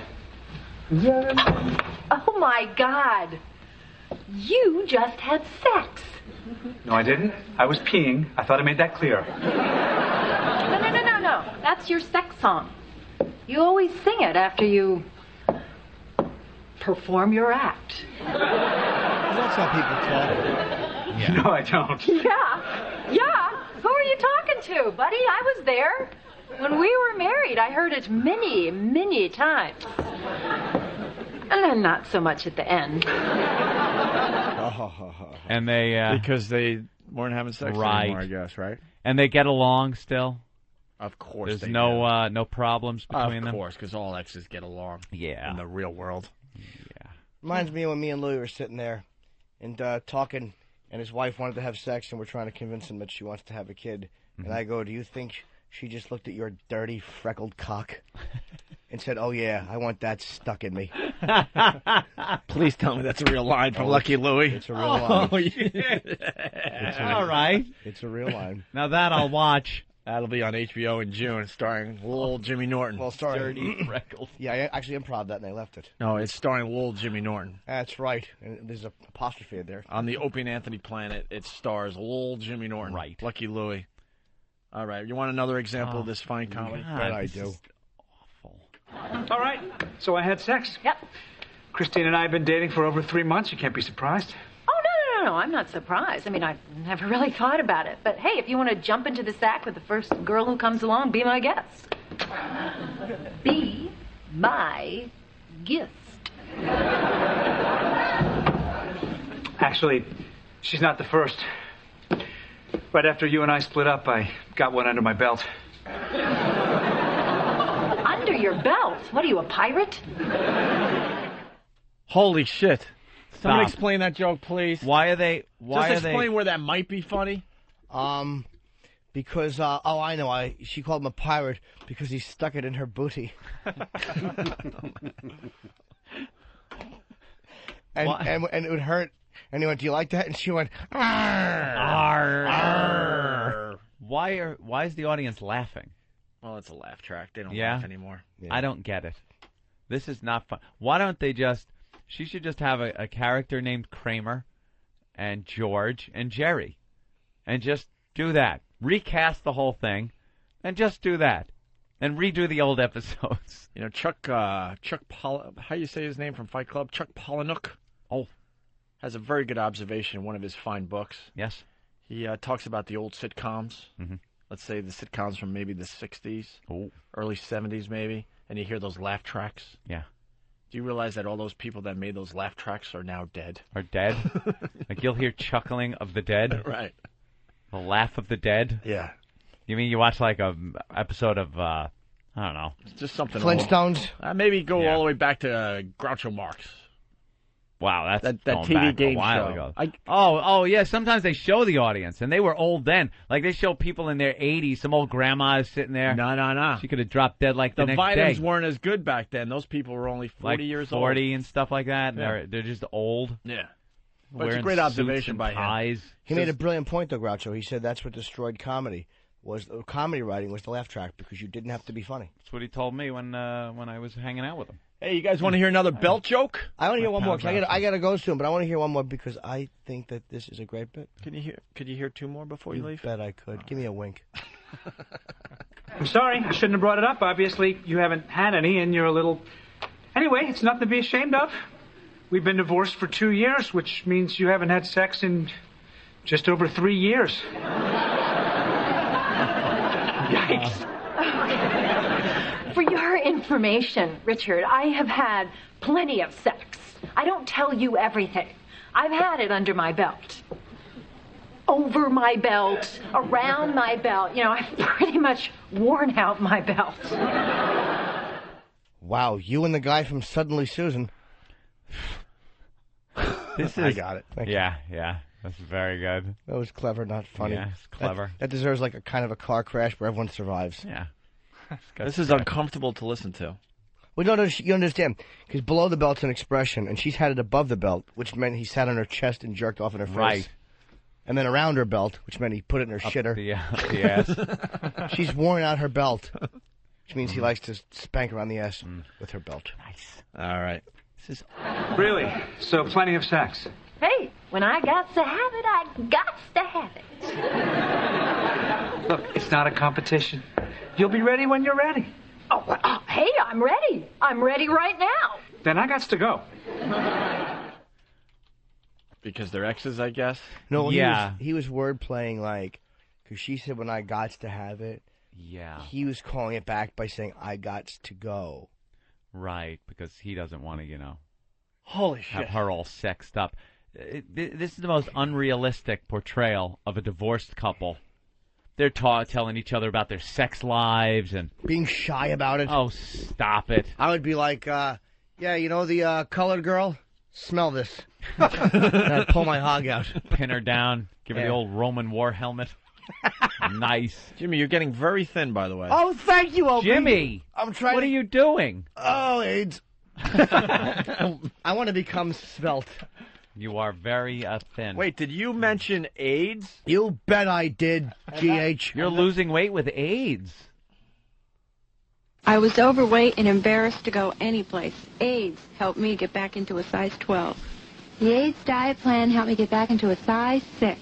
AIDS helps control your appetite so you lose weight. Yet AIDS lets you taste, chew, and enjoy. And the appetite suppressant in AIDS is not a stimulant.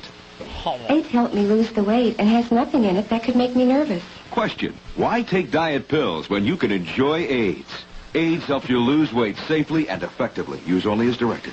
Fucking my stupid headphones are cutting out. I love how he is so enthusiastic and happy about AIDS. Lose weight with AIDS. AIDS is wonderful. I have to get to go. Where you going, Jimmy? To the ATL, baby. Where? Hotlanta. Hotlanta, they call it. He's flying to Hotlanta. He's doing a couple morning shows tomorrow. Punchline tonight through Saturday. And you're going to be on some morning shows tomorrow at remote locations. Live remotes. They should be fun on commercial radio. Please give us a full report what kind of remotes they are. Okay. I bet you one's going to be at a car dealership. No, they're both at Irish pubs for St. Oh, okay, Patty's yeah. Day. What am I thinking? Of course, Friday. That could work out well. Well, listen to this. I love you. One of them wants you to do 5 minutes of stand-up. Yeah, no, but as soon as I said that, this is how Pete told me. Say one of them wants you to do 5 minutes. One of them wants you to do 5 minutes. Absolutely not.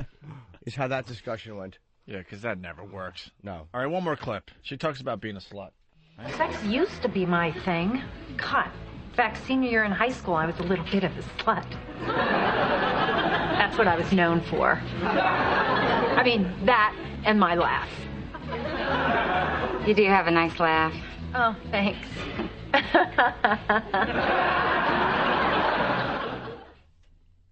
Too bad she wasn't known for her joke writing ability.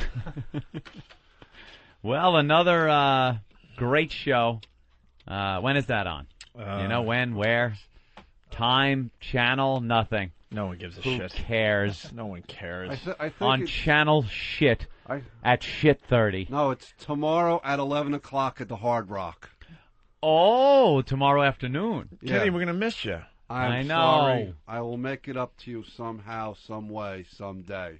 Kenny, would it have been possible, let's say, you were there? Yes, sir. Would it be possible under certain conditions, whatever happened, I'm not sure, whatever fallout has happened, would it be possible, if you were there tomorrow, that you would have been able to get up on stage and perform? At the next live appearance, that will probably happen. Okay, but you wouldn't have been able to do it tomorrow. Not until I sign my first pension check. All right. You want to make sure you get that under your belt, over your belt, around the belt. I came up with that whole belt thing. Yeah, Thought I'd use it. Jeep ran me over my face, over my colon, over my tits, over my toes, over my knees, over my ankles. Squeezed her uterus out like space food. But take a picture with Hulk Hogan for me. I got tube of toothpaste. Oh, those life-bearing organs just squeezed out of her asshole. All right. Jimmy's got to go. He's got a flight to Atlanta. Club Soda Kenny, it's great to see you happy again. Thank you, everybody, for all your support. It's been a very sad couple of months for Kenny, but... Look, Mommy, a jellyfish. No, let's walk away. Have a great party tomorrow. Thank you. See you guys. I'll see you guys on Monday. All right. Safe flight, Jimmy Norton, and Thank you you. Have a great gig. Break a leg, as they say, without actually, hurting yourself. They just say that. Bye, guys. All right, there goes Jimmy Hi, Norton. Jimmy. See you next week. Hi. We're gonna go leave to something for the Paltalk people. There's Jimmy's ass walking on. All right, we get it, Jimmy. Pull up your pants. All right, we're going to the bullpen. We got Bob Kelly. We're going to bring him out of the bullpen. Bob Kelly's coming in. Yeah, he's going to do an hour of radio for us. And we also have Francine that will be stopping in. Look at this. Jimmy who is what I say. Jimmy who. Our reliever comes in, our late reliever. You want to do a little warm-up or you want to get right into the game? What's up, guys? No, let's just get right into this, huh? How you You doing? want to just throw a few pitches just to see how the arm is? Yeah, let's go. It's good, though, because we've been having a good show, so it's not like he comes in with bases loaded or anything like that. It's relaxed. Yeah, we get to relax a little bit. Honestly, Jimmy threw too many pitches. Yeah, that's He all. threw too many pitches. We want to rest him for the next game. Rest him. So we're going to get Bob. We're going to relieve it. No allow him pressure, to throw some pitches today. That's all. What's up, boys? Not much, man. We're going to take a break. We just wanted you to settle in and get ready there, okay? All right, fantastic. All right. Still want a long break? Yeah, we'll go for a long break. Prick. Nothing to do with Bob Kelly. Let's take a 45-minute break. Yeah, why not? Hey, how you guys doing? Welcome back. We'll be back tomorrow. Bob, you got anything to say? That's really funny. Oh, God. Come on, man. What is wrong with your nose? It's a breathe right strip. It's He a wears breathe them every right. day. You're supposed to wear them to bed. Does that upset your skin or anything? Does it give you a rash or anything? No, if I actually want to get the sinus surgery. This just holds it open. Yeah, I can't understand why you're not getting dates walking around like that all day long. See you guys. Hi, Jimmy. Bye, buddy. All right, there goes Jimmy Norton. Off He to scared the shit Atlanta. out of you, didn't he? Yeah, that scared the shit out of me, but Yeah. that nose thing is weird, too. Why are you supposed to wear those to bed? He wears them all the time now. Do those things really work? No. You know how Jimmy is, though? Jimmy's like got an addictive personality. He's got like it was drugs and alcohol at one point in his life, and it's telephone rings, things like that. I'm unprofessional. You sit here the first fucking minute you're here, and your old school telephone ring on your cell. And you know you're not the only one that decided that's a cool ring to have, right? Look, it's retro, man. I've heard 3 cell phones go off today. All 3 of them have that. Yeah. Fan? I have that. So there you go. I want this one. Number, please. Number, please. Oldie style operator. What was the one where you crank the phone? Was there a sound that happened when you used to have to crank the telephone? That's the one I want. Childhood memories. Yeah. I call them the good old days. I want the Twitchell's ringtones. No. He was supposed to record those. He was supposed to dude. record those for me from my phone. I don't know if he's done that yet. He's going to be at the Hard Rock tomorrow. Oh, he annoys me with that.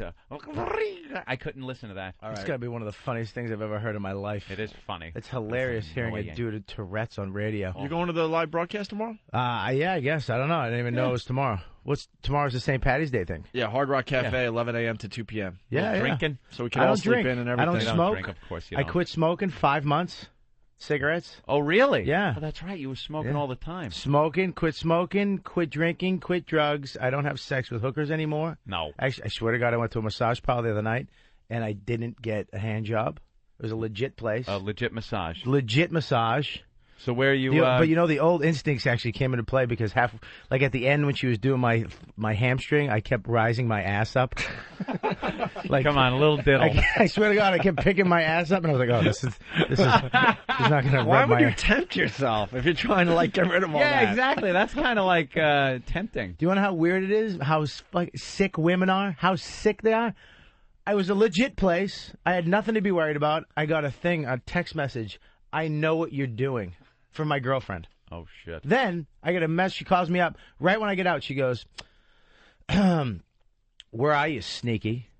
And I was like, oh, my God. I go, honey, I was just at a massage place. It's an Asian place, but it's legit. It's open late. But she was like, I was talking about, I thought you were trying to stay out late to get me to pack for you.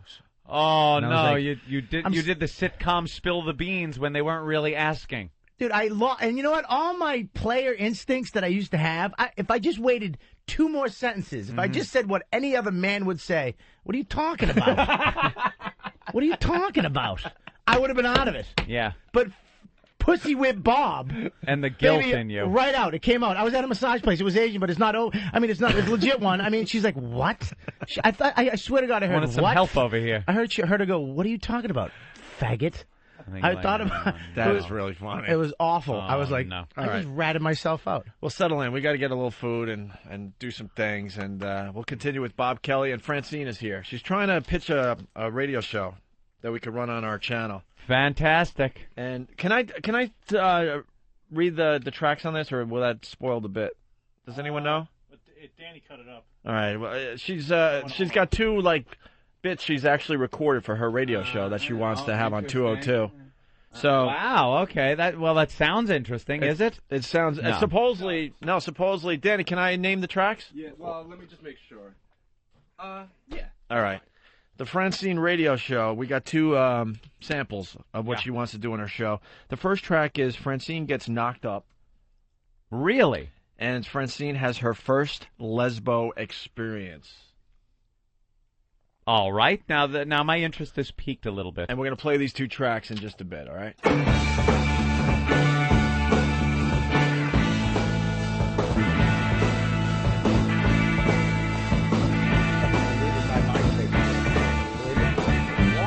Nice.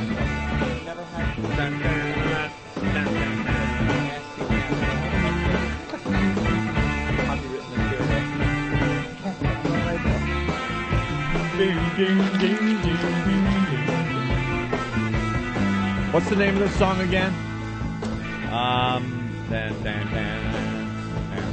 Hold on. Oh, duh. Thank you. I had a brain fart. Song remains the same. Song remains the same. Right. Okay. And a brain fart. Until the vocal kicks in, I have no clue. That's what was throwing me off. I know. We're back with the Opie and Anthony program. Bob Kelly's sitting in for Jim Norton, who's on his way to Atlanta. Hopefully Jimmy will check in. Well, it's going to be hard for him to check in tomorrow because we're doing the live broadcast.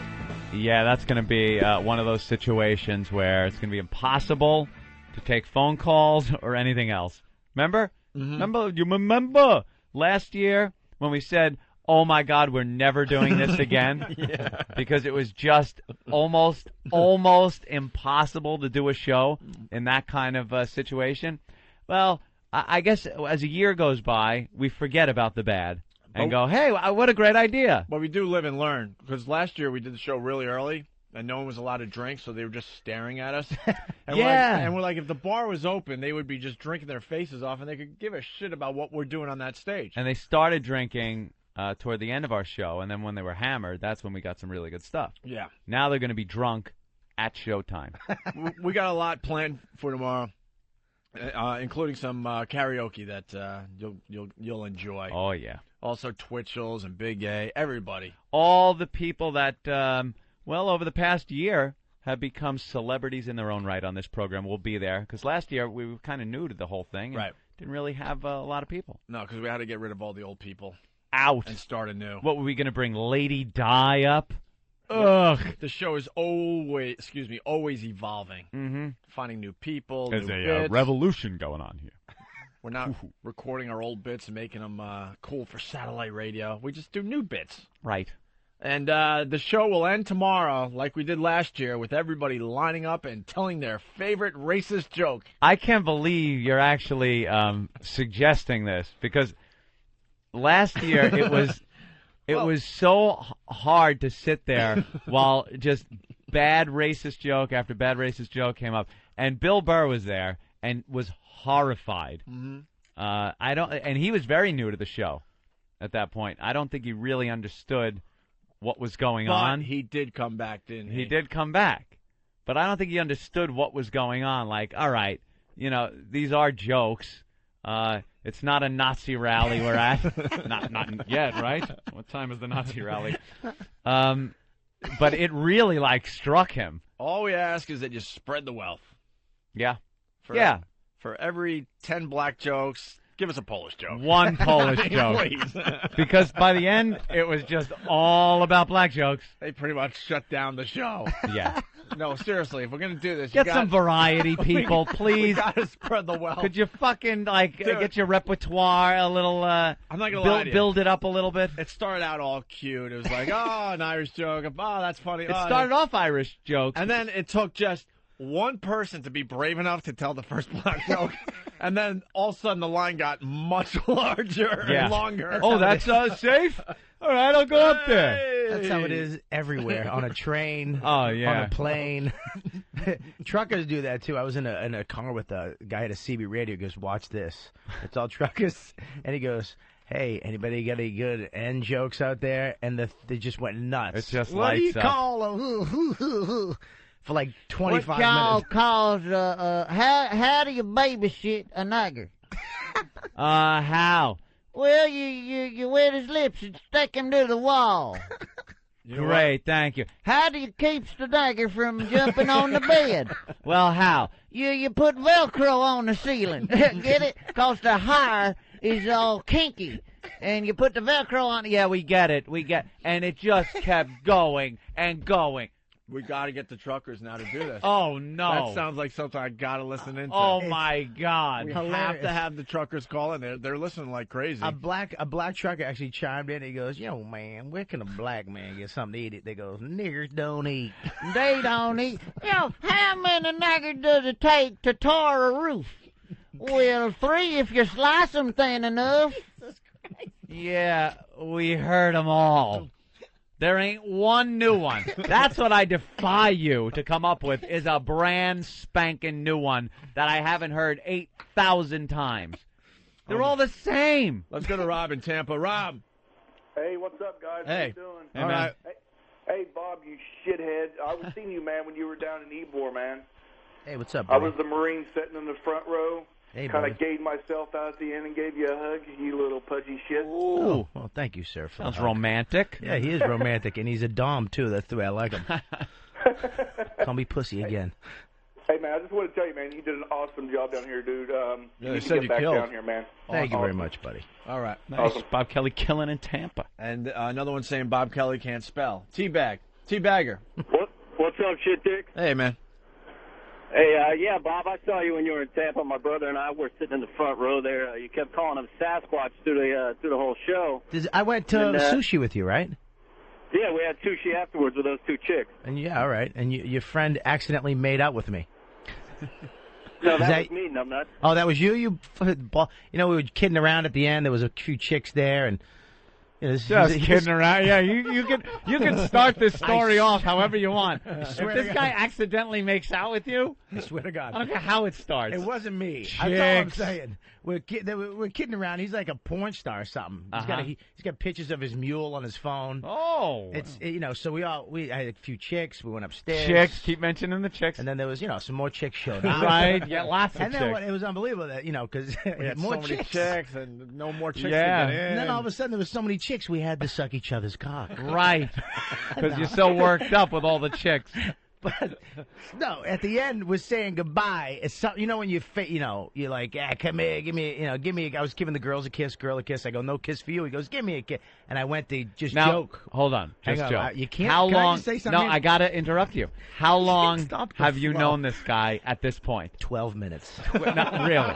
12. 12 minutes. 12 and a half. You might do that with a friend after a lot of drinks In a tree fort. You don't know how low. But you... Are you kidding me?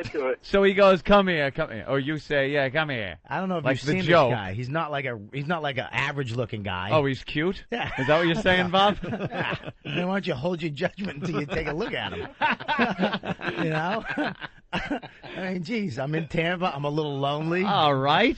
But so at the end, he went to give me a kiss. You know, like joking. Hey, I give you a kiss, and we kind of went, but.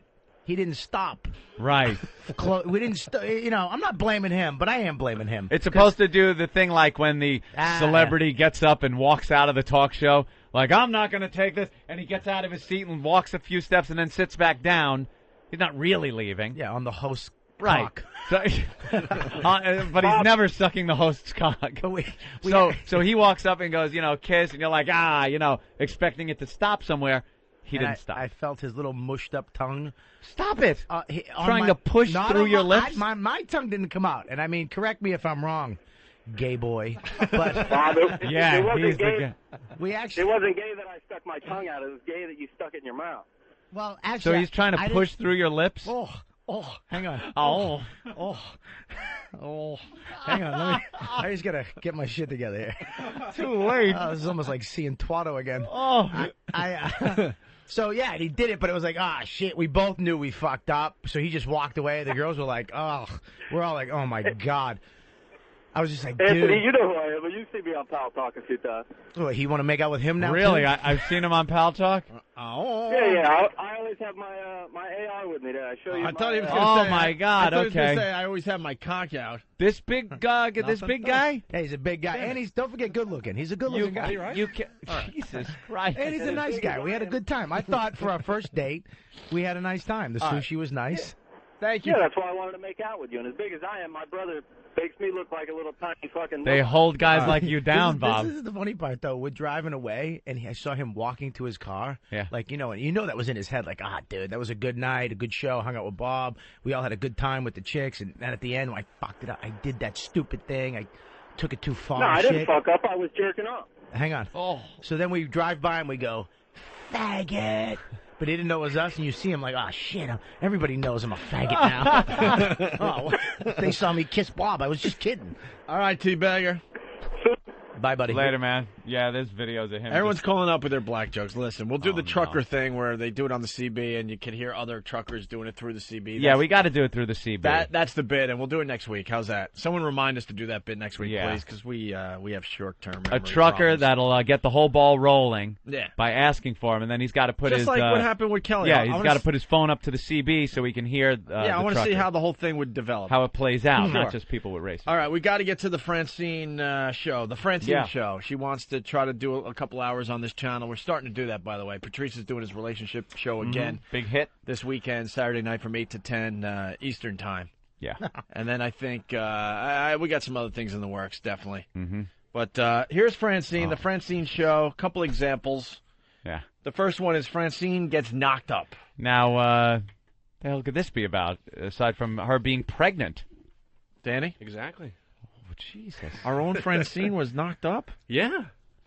Yeah, I was surprised that she was so open about She this is stuff. black. All right, here we go. The Francine show. And actually, Fan was in for this portion, so Good. he said it. Fan sits in. Yeah. You had an abortion, Francine? Well, guess what, fellas?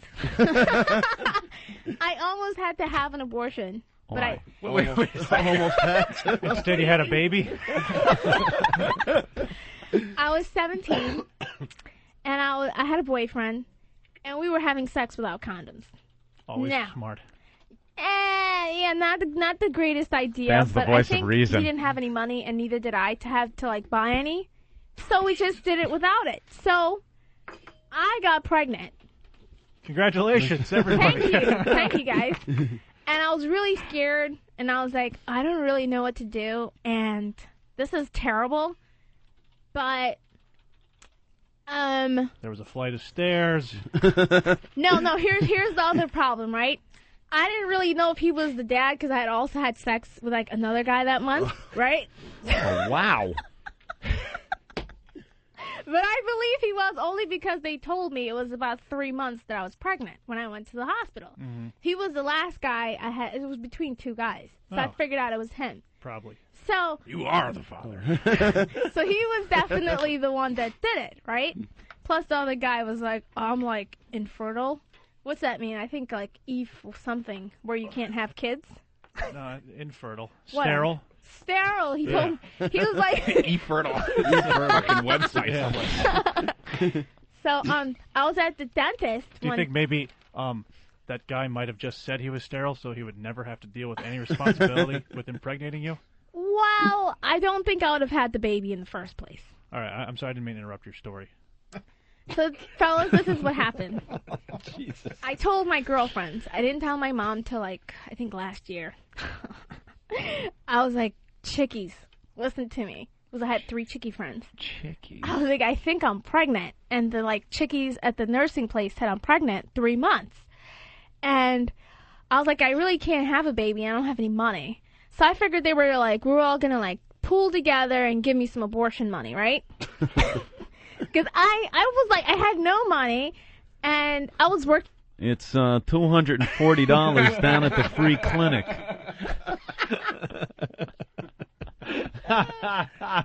Fucking Damone gets him pregnant. Oh, shit. That was a great impression, man. Yeah, thank you. It's one of my favorites. It's one of his best. I love Damone. Love Damone, man. Give him a little more. I I don't think he's heard this. I thought we'd come by and help on with your math homework on such a hot day. Isn't this great? What is that accent? What is that a mix of? I don't know. It's just kind of Damone. It's just fucking Damone. That's fucking great, man. Shit. No matter where you are, make like that's the place to be. Isn't this great? I can make you happy at anything. Dude, we had him on the show. He let us down. Kiss me. He wasn't the You fun won't Damone. regret it. He why didn't do any of it? Well, he wasn't fun. You're the assistant to the assistant manager at a movie theater. What is that? Is that New York Jewish? I don't know what it is, but it's great. I love Damone. Because I was like, I had no money, and I was working at Burger King, and I was like, I was like in 11th grade. I'll put some money together and make over your uterus. And I had Get to the scar tissue removed. Yeah, and I had braces. So like I was paying for my own braces at the time. So I was like, I have to How pay. fucking hot is that? Because my I was just teeth gonna were say that, Danny. atrocious, like I said before, they were really bad. So, So you worked at Burger King to raise the money for the... yeah, actually I did. No, not raise the money. I was paying off like a $3,000 braces bill. Wow. Right. Plus, I had to have oral surgery to move some teeth that were already inside my mouth. My mouth was fucked up. The So guy could have just grabbed the baby while he was in there. No, I wish I could have done that. But I'm at the dentist's office. I'm doing like a dental thingy, and I think it was a cleaning, not an orthopedic. What? Because that's for your teeth. Wow. And orthopedic. I like felt blood coming out. So I was like, I wonder what this is. Holy So I called my shit. girlfriend. This story gets funnier and funnier, Francine. And she was like, I was like, listen, I got blood coming out my vagina, and I'm pregnant, so this shouldn't be my period. So she was like, well, I don't know what to do. So what I did was I was like, well, maybe I'm having my period anyway. So I jammed a tampon up my crotch. Oh, that's good. And Stop, little Junior. I called another Sopped chick, up his brain. and she was like, oh my God, are you crazy? Take that tampon out of your crotch and just go to the bathroom. So I went to the bathroom, took out the tampon, and voila, all this red shit came out. It was the baby. Oh, my damn. It came out on its own. This is fucking Give her a show. You were covering up so much pain with that. I- little- Oh, my God. The baby came out to the toilet. Giving out cigars that say it's a blob. It was red shit. It was nothing but big old pile of shit just came out. And I was like, yay! And the first thing is she's not even my she just goes, free abortion! I was like, I don't need any money anymore. This is great. Holy Oh, my dear sweet Jesus. All right, let me look at my calendar. Holy shit. Are you kidding me? That's the best thing I've ever heard. That is the happiest miscarriage story I've ever heard. She you didn't get a kidding free me? abortion. She had a fucking miscarriage. That is the most honest fucking thing I've ever heard in my life. That is unbelievable. Think of how loved that child would have been had it lived. She's laughing about Not even flushing. an ounce of sadness. No. That's like she just hit a $20 scratch ticket. Just Yeah. Yay! Look, I would love to go to the next segment, but I have to address a few things with Francine. Yeah, on let's this, get Francine on this in first here. segment. Francine, get in here because, holy shit, She might have just got herself a couple that hours is on the channel. new and that is fantastic. Hi, Francine. How are you? You're not pregnant, are you? Oh. Not this month. Yeah, take a seat. Yeah, because then you're closer to the mic. Hey, get her on the God. Paltalk camera. Yeah, turn Now that everyone around. can Get that see off how of Bob hot she Kelly. is. Get that off of Bob and turn the. You could just spin it. Don't use the mechanical thing. Yeah, here, I'll do it. Physically do it? Yeah, physically turn it. And get Francine on camera. There she is. You got it? I don't Yeah, even know. Okay. she's right there. Good. Francine, that is a very candid story. Thank you. That no one knew that. It's a true story. I don't doubt it's true. It had too much. I don't think you could have made that up. It was when you were 17. Yeah. You got pregnant. Was it a white guy? No, actually, back then I used to date black guys. Black guys. Yeah. So he did you and then got you pregnant. How old was he? I think he was about 17 too. About 17. Also, you find out you're pregnant because you skipped 3 periods. You Yep. said you were 3 months pregnant. Yep. So you skipped 3 periods. 3 months along isn't like. Usually abortion is like you miss your first period.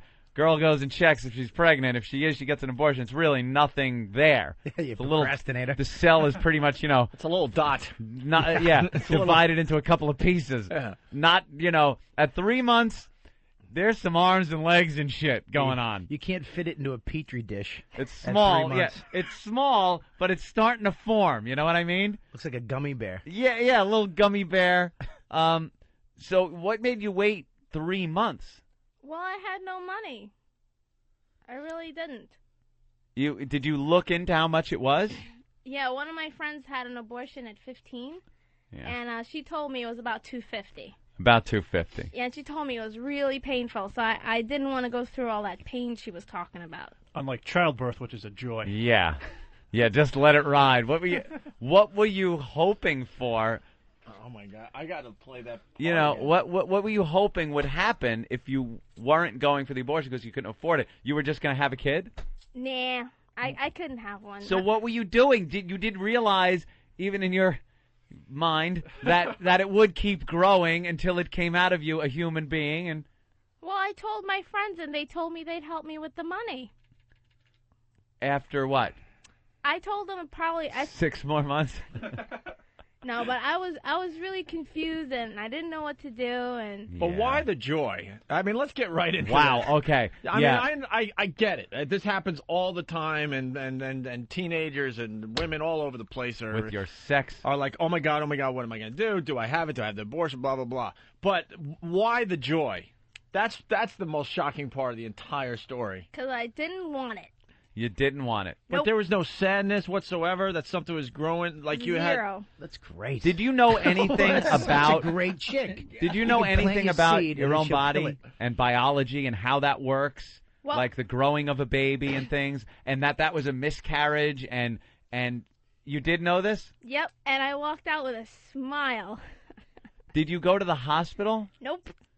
See, after a miscarriage, any girls out there listening, I would implore you, you're supposed to go to the hospital because the fact that you had a miscarriage means something was amiss. Yeah, you don't dry Something was wrong. You don't dry your vagina off on the hand dryer and call it a day. You might want to go see a doctor. Yeah, there we go. And when you see a head come out of your vagina, you might want to go see somebody. Now- it's not your twin. You looked into the toilet? Yep. What did you see? I saw red stuff. Now, did you see anything that looked like little Good baby question. parts? Did you get like a poker? Guys, I didn't even look. I just saw the red stuff and flushed. Did it have an afro, a little baby afro? No. Did it look like you? I don't know. Did it have like a gold chain and a medallion? No, a gold tooth. A gold tooth. Let's go to Monty in Montana. Monty. Hey, fuck fest. Anyway, man, that is the most fucked up story I've ever heard in my life. Yeah, that is hardcore, man. You are hardcore. Yeah, absolutely. I mean, man, I would imagine there's people out there that almost drove off the road because they weren't expecting that. The laughter. Yeah, let's hear her reaction again to the memory. I think I got it queued up pretty good here. My vagina, and I'm pregnant, so this shouldn't be my period. So she was like, well, I don't know what to do. So what I did was I was like, well, maybe I'm having my period anyway. So I jammed a tampon up my crotch, and I called another chick. And she was like, oh, my God, are you crazy? Take that tampon out of your crotch and just go to the bathroom. So I went to the bathroom, took out the tampon, and voila, all this red shit came out. It was the baby. Oh, my damn. It came out on its own. Oh, man. They were covering up so much pain with that. Oh, my God. And the baby came out to the toilet. A cheaper boy. Giving out cigars that say, it's a blob. That's the way to go, fan. Telling it like she's on Leno, telling him a Yeah. story. Like Jay. A story. And then the craft service guy fell. And, it was hysterical. But we filmed. We finished. Make a promo out of that. Oh, my God. That is, promo material. You know, and can I, any other woman would have been at least a little bit like, this was like a part of me and my baby, and there you're would have been some laughing. kind of emotion there. Dude, any other show wouldn't even air this. That's what you're going to Oh give you my guys God! credit. And you're like, whoopee, yay, hooray, for your miscarriage. You can't fake a laugh like that. I was ecstatic about it, guys. All right, let's go to Chris in Philly. Chris. Hey, Tony Bagels. Hey. Hey, man. Opie, give her a show, man. Well, we don't know what kind of show do you want to do, Francine? I don't know. I could just tell stories. I got a million. Story time with Francine? Yeah. We could do that. Just end them all with ta-da! Well, Happy New Year. Yeah, Chris, we got to work something out. She's definitely impressed us today. Hey, Danny and Nathaniel were great, too, man. Yeah, definitely they were. All right, thank you, Chris. Rock. All right, John in Utah. John, what's up?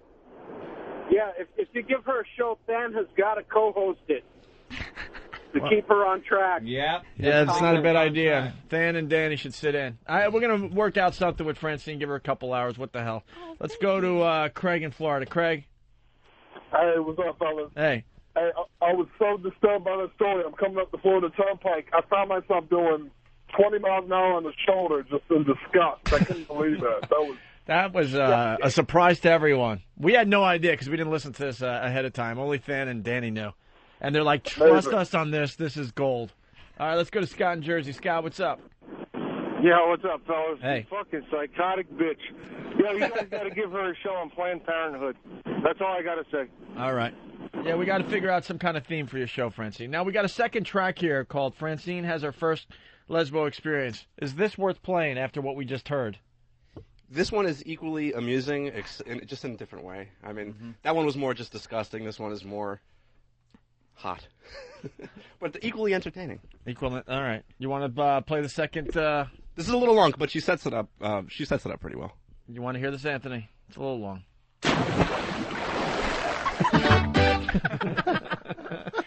Goodbye. Goodbye. God. That's it. She shot up. She stuck a tampon, shook her. She jumped up and down like a champagne bottle, and then popped it out of her vagina.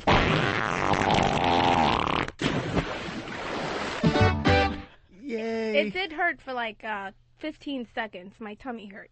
It did? Yeah, and I took a Tylenol, and everything was okay. I was going to say, did you take a Tums, and that was it, right? She took an acid reflux pill and Nexium. All right. You ready for the second story, Anthony? Yeah.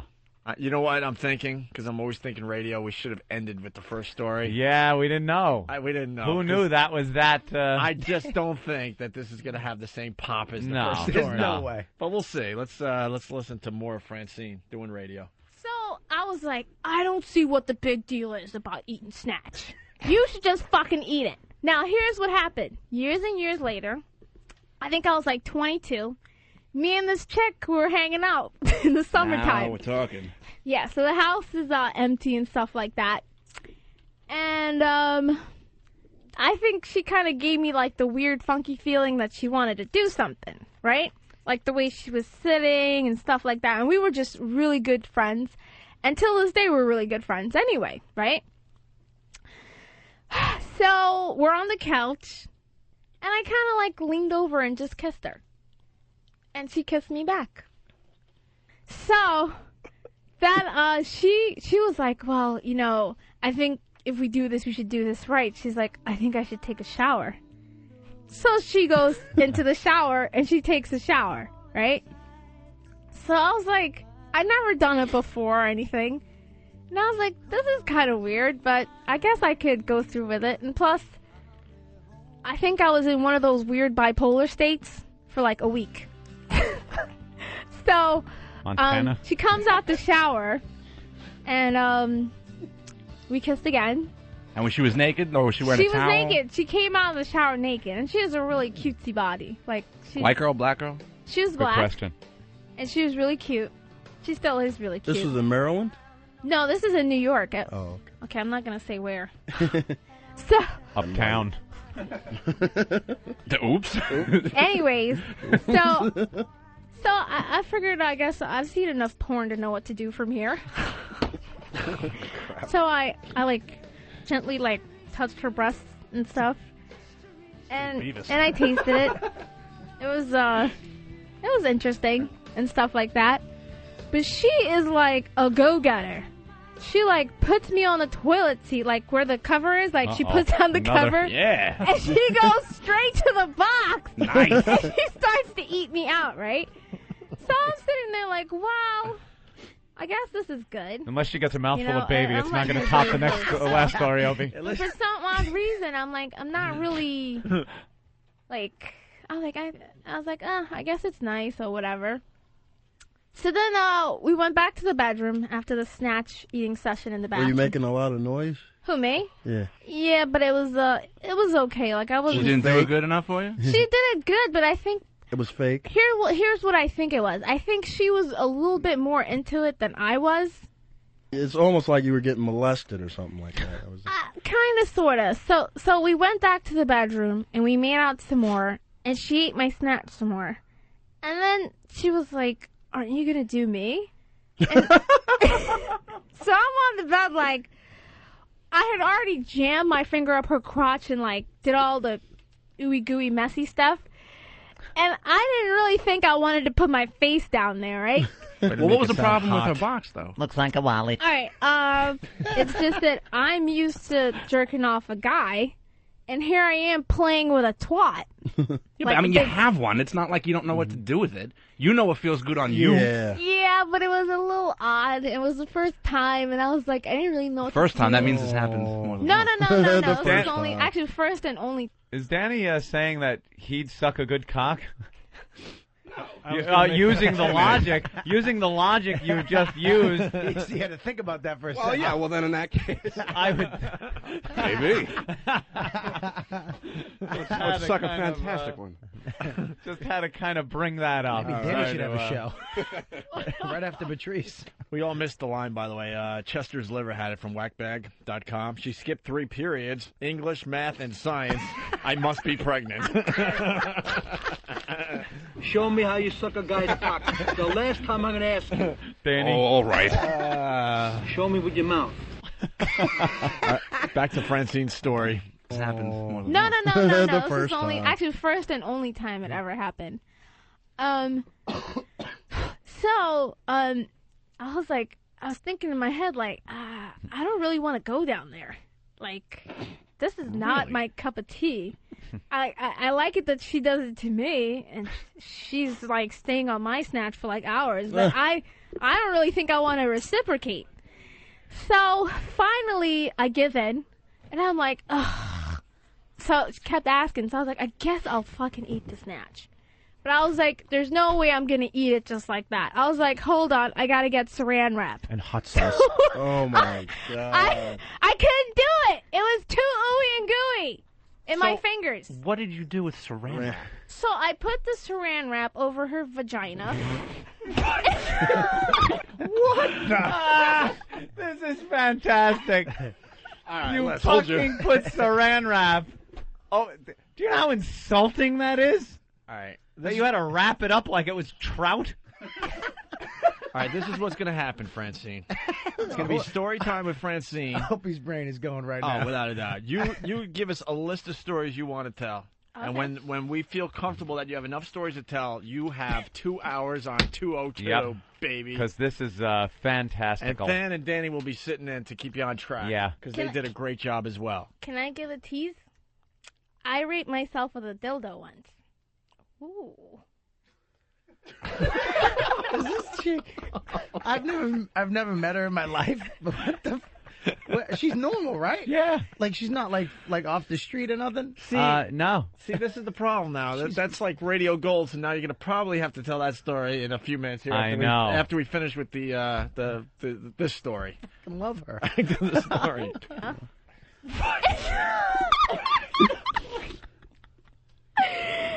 And I did it through that. So condom. Oh my! Was this after the abortion thing?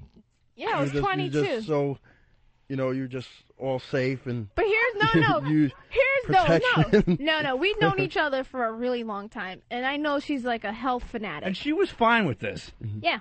I mean, you said to her, "I'm gonna go get some Saran wrap." Yep. And she was like, "Okay." No, she's like, she didn't really want me to, but I was like, I'm not gonna. Here's the thing, I jammed my fucking fingers up her crotch, and it's like ooey gooey, messy, and delicious. No. All right, this is the other thing too. Although, like, I had a lot of sex in like my teenage years, right? Like after like 18 or 19, I practically stopped having sex, right? Like I hardly ever, or I just do like maybe once every 6 months to a year I'll have sex. Since I was like around probably 19 years old, right? So my snatch is like always tight and small and stuff like that. And oh my god! And hers, she has a boyfriend, and I think this guy just goes at it like every day. So her snatch is a little bit different from mine. Mine's just the way it's supposed to be, which is what I think it is, tight snatch. And I think hers was a little, loosey-goosey. Loosey-goosey. And I didn't like the loosey-goosey with the hairy and all the ooey-gooey. It sucked. Had flaps. And when I went down there with the fucking Saran wrap, right, I was like, ew. I was like, I feel for men. Open sesame. I was like, I've got Saran wrap, and I don't fucking like it. So it must be an atrocity for most men to fucking get down there and be like, oh, God, I don't know what's going to be down there. And then you get, I didn't like it. I was like, this just stinks. Fucking right, I never did it. I don't even count it, really. I'm like, so I didn't do it. But I did rub her ass. She had a lovely round ass. The way you're moving your hand, you twirled it. Just rubbed it. You buffed it. Yeah. Wax on, wax off. Because I'm still on this whole Saran wrap situation. Who's by the way? Who's third guy in there? One of her friends.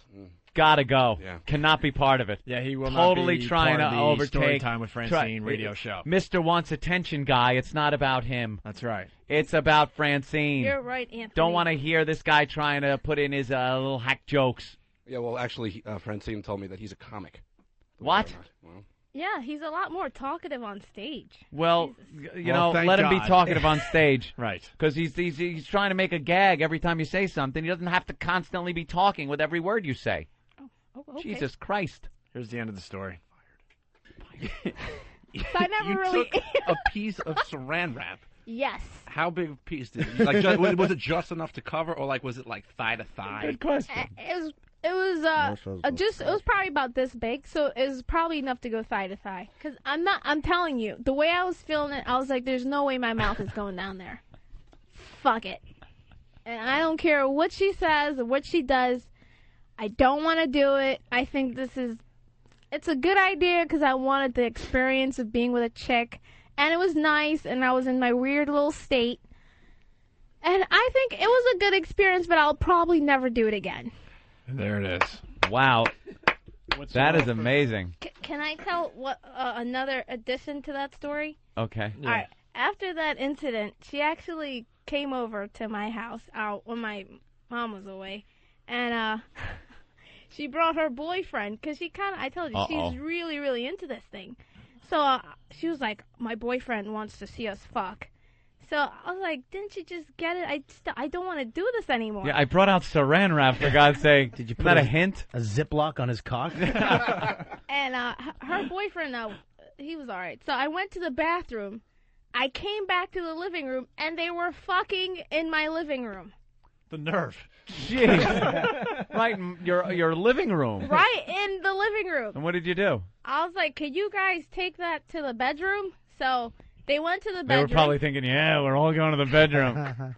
So they went to the bedroom, and I stayed in the living room because I didn't want to join. And I watched TV, and I called my boyfriend. And she came out in the living room in her towel, and she was like, aren't you going to join us? And I was like, no.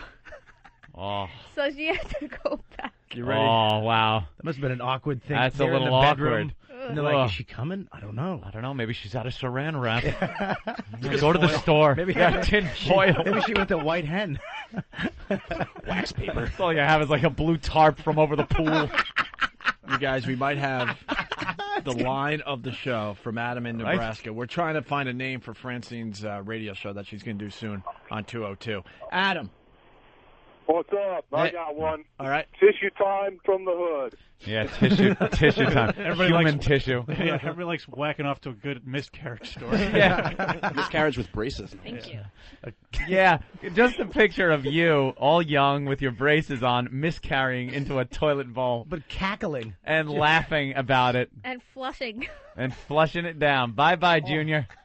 Boy or girl, did you look? Was there a little peenie floating in the mess? It was just red stuff. Yeah. Yeah, like liver, like love. Where's the CD? Oh, God. We're gonna go.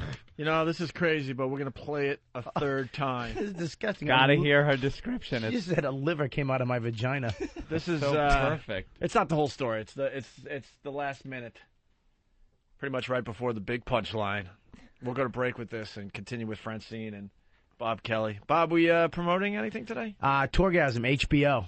Get the fuck. Yeah, we're going to be a 9-episode series on HBO. Maybe either after The Sopranos or after Jimmy's show. Holy shit! Congratulations, man. Thanks, buddy. Can we?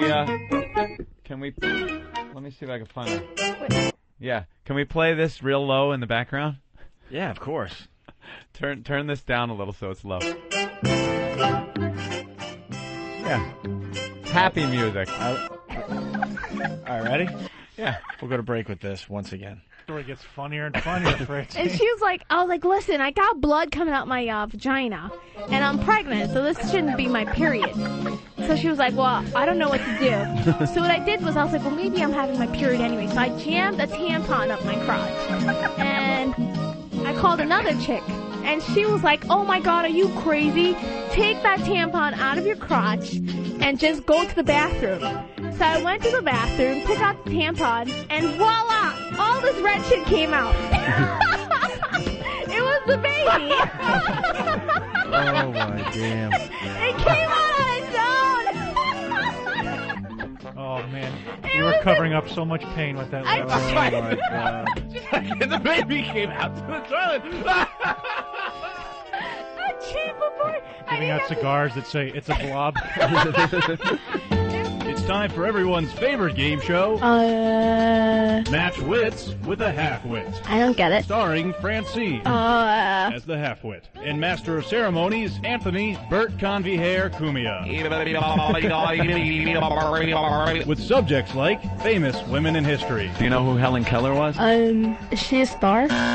No. Geography. What is the capital of New York? Manhattan? Wrong, idiot. And U.S. presidents. Lincoln, what was his biggest impact on the country as president? He wore a big hat. You're what they call ignorant. Don't let her taunts intimidate you. I am book smart. What kind of book? I just read a lot of Christian novels. God! If you have the slightest ability to retain information, You'll win. I did really bad in high school. Away with you! Away! Away! Leave! Anyone can win at this game.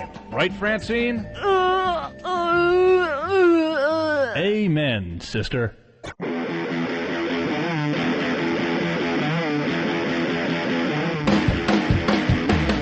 No, you don't. It's overshooting. The fucking guy. What the hell did I miss when I left the room? The same thing. What the hell's going on? I understand. People enjoy their Xbox and PlayStation 2 games and everything like that. I am a keyboard mouse control guy. I like PC games, and I like the control that the mouse gives me for aiming. It's harder to aim with a fucking controller from those games. Look, I know what you're saying, but you can't do both. And I like the other thing. How do you turn? How do you arm things? How do you turn on your flashlight? How do you grab different items? How You do need you a button. There's 28 buttons on the thing. 28 goddamn buttons. I'm trying to flip around. I don't know which is which. I'm getting killed constantly. A keyboard, it's all spelled out. I know exactly where everything is. I know what to hit. A keyboard is huge, though. A keyboard is huge. I Anthony. know. It doesn't make sense. That's great. It's huge. A remote is everything is compact. I want my into one little flashlight. You know what thing. my flashlight is? F for flashlight. You know what my grenades flashlight is? are? G for Mine- grenades. Mine is A. My grenades are A. It's Oh, a right lot there. easier. What game are you Keyboard and mouse. Ghost Recon on Xbox 360. Great game. But he gave his friggin' Xbox back. I had to. They asked for it back. They did? I didn't bring mine back voluntarily. I never do that. I was told by Don Wicklund, here, take this home with you. I go, do I have to give it back? Because if I had to give it back, I wasn't going to take it in the first place because it's a pain in the ass taking shit back. So, no, you could keep it. And I had it for like a month or two, and then they were like, oh, you got to bring that back. Who's they? They. You know who There's they a are. lot of they out there. Wow. Black people. They give you free shit. Yeah. Hey, let's go to bitching. Fuck them. Let's go to Bo in Jersey. Bo, what's up? Hey, what's up, guys? Hey. While Francine was doing this story, my mom was on the phone with me, and she overheard the whole thing, and she laughed harder than Francine did at the story. I thought it was funny as hell. Only child, are you? No one saw that coming. That's the beauty of that one. Ty in Texas, what's up? Hey, I have an idea for Fran's show. Okay. It should be Fran, Ann, and Dan show. Fran, Dan, and Than. I don't know about That's the order. fantastic. No, Than wants it to be Fran, Than, and Dan. Yeah. What do you want? Fran, Than, and Dan show. Cody in Indiana. Cody. Hi, guys. Hey. Another idea for the show that hopefully doesn't stink. Big Bloody Mess is the name of the show, and other bedtime stories with Francine. Big Bloody Mess and other bedtime stories. Well, as soon as Francine has a list of stories that we think will be good. How about flush it if you got them? It'll be story time with Francine. Nothing. No. Someone is suggesting after each one of her stories, she yells out, "The Aristocrats!" Yeah. That's Don from Jersey. Don Catlow. Very good. Good idea. Should we're running out of how long is that story you teased? Dildo thing. The dildo story's not that long. All right, why don't you tell us a little bit about the dildo Yeah, but know what I'm story? thinking? What? What if she does it live at the Hard Rock tomorrow in front of an audience? Oh, God. Hey, that'd be nice. Could you pull that off, you think, or no? Be honest. Honestly, I actually have like a job. Like, Oh, you can't be there tomorrow? Yeah, All right, tell like the I work story now, 9:30. then. Damn it. Sorry, I would come though. I really would. Yeah. All right, tell the story then. All right, what happened with the dildo? Well, here's the dildo story. I hadn't had sex in Wait, what's the about, title of the story? Really desperate. Really desperate. Okay. Signed, really desperate. What is it? What is it about? You said what was it about again? Can you tell me? Well, I had story. You raped yourself with a dildo. I raped myself with a dildo. All right. That's it. It was about a year and a half since I had sex, and I asked one of my girlfriends what I should do because I really wanted to do it. She was like, "Well, why don't you get a dildo?" So I was like, "Oh, that sounds good." So I went down to the dildo store. The dildo store. There's a dildo store? Yeah. Where is that? Do you have music for that? Dildos are us. Dildos are us. Babes are us, I think. Babes are us? I think so. Sex toys are us. So, yeah, Just walking down to the dildo store. Just had an abortion. I'm gonna go beat myself up with a sword-handed dildo. Yeah. So you went to the dildo store. And I went dildo shopping. Now, how was that? How did you choose? What was the criteria for the dildo? Criteria for the dildo is big and thick. That's pretty much You wanted it big and thick. Well, at least normal size big and thick. And what color? Well, I got a clear one, to tell you the truth. Clear? Yes. Oh, that's I got a awful. clear dildo. So you wanted to have sex with a ghost? No, not that I wanted You to can have. see the little hand and the little leg attached to the dildo. Well, it's like getting a black car in nothing. Okay, good. All right. Were there any people in the store? There was a lot of people in the Really, store, shopping? actually. Yeah, they're all dildo shopping. More guys or girls or mix or It was more girls than guys. wow, And there were books and videos. all and, kinds of fun stuff. All- And behind the counter, guy or girl? chicks. They Chick. all look like lesbians. Yeah, they are. And then so you Saran you wrap picked on it their out. vaginas? Is that how you knew? Do they have Saran wrap on the vagina? Is that how you knew they were lesbians? No. Saran wrap. So you bought your dildo. No, at first I had to Oh. pick a size of the dildo. Ah. So I looked at all the dildos on the table, and the lady told me, she's like, if you've never used a dildo, you should probably take this one as a starter. Mm-hmm. And it was probably about, let's say 4 or 5 inches. Aw. And I looked at it and said, I think I could do a little bigger. Yeah. So Man up. I bought yeah, that's right, Anthony. I Yeah. manned up. Mm-hmm. And I got this probably about 7 or 8 inch dildo that was probably about 3 or 4 inches thick. And I thought it was perfect. Hey. So I got the batteries. Did you say 4 inches thick? Like I don't know, what is that? 4 inches is this big, sweetie. Oh, that's really big. Well, in diameter, Like, maybe yeah, so much circumference. Yeah, then you got to make a circle out of it, Bob. Yeah. Oh, I'm not. Okay. You Thanks, made, Hope. you made it sound like it was 4 inches across. Yeah, like a square. Yeah. Jesus. Yeah, put this in your vagina. Make a perfect fucking circle, you ass. Makes it a little smaller. It's like an IQ test. It doesn't fit. You have a round hole. All right, let's go. We're running out of show. So you got the dildo. Yeah, so I got the dildo, and I got the batteries, and I took it home with me. Mm-hmm.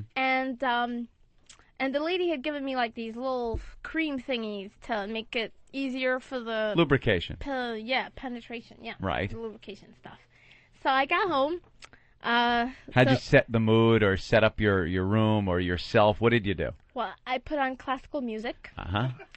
Why classical music? A little classical music. What Yeah. classical music do you know or have? Well, actually, besides you guys, I listen to you guys all day and all night. When I go to sleep, actually, I put on, I think it's that station with a lot of news in the morning. Right. And then at night, it turns into... Classical. Yeah. Really? It's that awful station, NPR. There you go. Oh, okay. National All right. Public Radio. So you got the classical music cranking. Classical music is playing. You got Yeah. the dildo by your side. Yeah, and I thought I was ready for this dildo. I didn't think it was too small or too big or Now anything. you unwrap the whole thing, and then you're kind of you took all your clothes off. Yep. So you're naked, you're nude, laying on your bed. Yes. Now are you getting a little excited at the prospect? Actually, I was very excited. I hadn't had sex in like a year and a half. I was really looking forward to this. Yeah.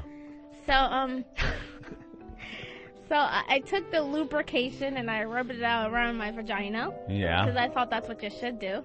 Sure. And I took the dildo Mm-hmm. and I tried to jam it up my crotch. Huh. Yeah, tried to jam it up my crotch.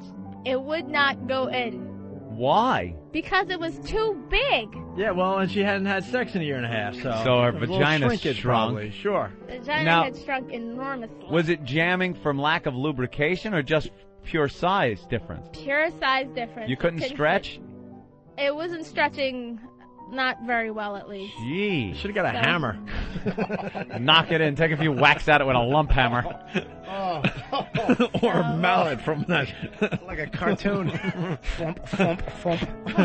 A mallet from, what is it called? Lawn bowling, whatever? The mallet game? Croquet. Croquet. A little Thank you. croquette. Okay. I wish. Sorry. Yeah. So you tried. Now you're a little disappointed? Well, but I'm not gonna give up because I refuse not to have sex in Very that long. good. I should at least have a fake penis go Yeah. inside. Okay. So I slowly but surely try to jam this penis clear thing up my crotch, and it's hurting a little bit. And it's hurting a lot actually because it's not really going in properly. Were your eyes actually pushing out of your head? Yeah, it was actually it was painful. Mm-hmm. So I laid there in my bed, and I was feeling a little down about it. Yeah. And slowly but surely, I got it in. But by the time I got it in, I felt like I was taking advantage of myself. And it was vibrating at the same time, because it was one of those vibrating dildos. Right. So I got this noise going, the vibrating noise, and it's hurting. So that's how I rate myself with a dildo. Oh, because it was a lot of pain. Were you bleeding or chafed afterwards? No, I wasn't bleeding afterwards, but I did feel like taken advantage of. See, I thought it was going to end with her not being able to get it up there, so she rolled over and jammed it up her ass. So you took advantage of yourself? Yeah. Yeah. You felt like you had raped yourself. Did you have a dull blade on your own neck when you were doing this? Did I what? Nothing. Did you steal your ATM card and take out some money later? No, I didn't, but I did do it I probably did it for about 3 months. I raped myself because I refused to give up. Good girl. Yeah. Mm-hmm. So I raped myself probably about once or twice a week for 3 months, and then I threw it away because I realized it was just too hurting much. your kidneys.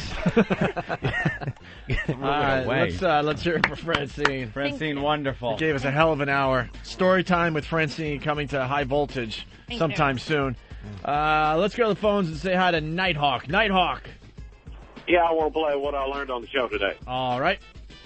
What I learned was when you're having a miscarriage, you hand out cigars saying it's a blob. Very good line from Than. Let's go to Bad Cell Guy from Whackbag. Hey, what's up, guys? I finally learned, Francine, you are radio gold, sweetheart. I cannot wait to listen to the show. All right, good. Story time with Francine coming soon. Let's say hi to Holly in North Carolina. Holly. Hey, you guys are great, and Francine fucking rocks. And if you replay the part where she's talking about her miscarriage, she sounds like the crazy psycho bitch from House of a Thousand Corpses. A little bit. Hysterical. All right, thank you, Holly. Thank you. Let's go to Zach in Connecticut. Zach. Hey, Owen, what's going on? Hey, man. Oh, man, I'm trying to study for my firefighter's exam. She's giving me a full ride, man. I can't wait for her show to come on. All right, right on. Josh in Arkansas. Josh. What's up, fellas? Hey. I learned that when any young ladies out there need a miscarriage, just go to a dentist for some orthopedic surgery. That's dope. That's dope. We'll end there. Hey, Bob Kelly, what are we promoting today, man? HBO Torgasm coming out in May. And you're going to be at the Hard Rock tomorrow? I'm going to be at the Hard Rock tomorrow, yeah. Live tomorrow. broadcast. We rarely do this, so hopefully we'll see a lot of familiar faces tomorrow. I would get there early because it looks like a lot of people are going to be there. What, Francine? I'm going to be at the Village Mall tonight. Tomorrow. That's it. I'm out of here.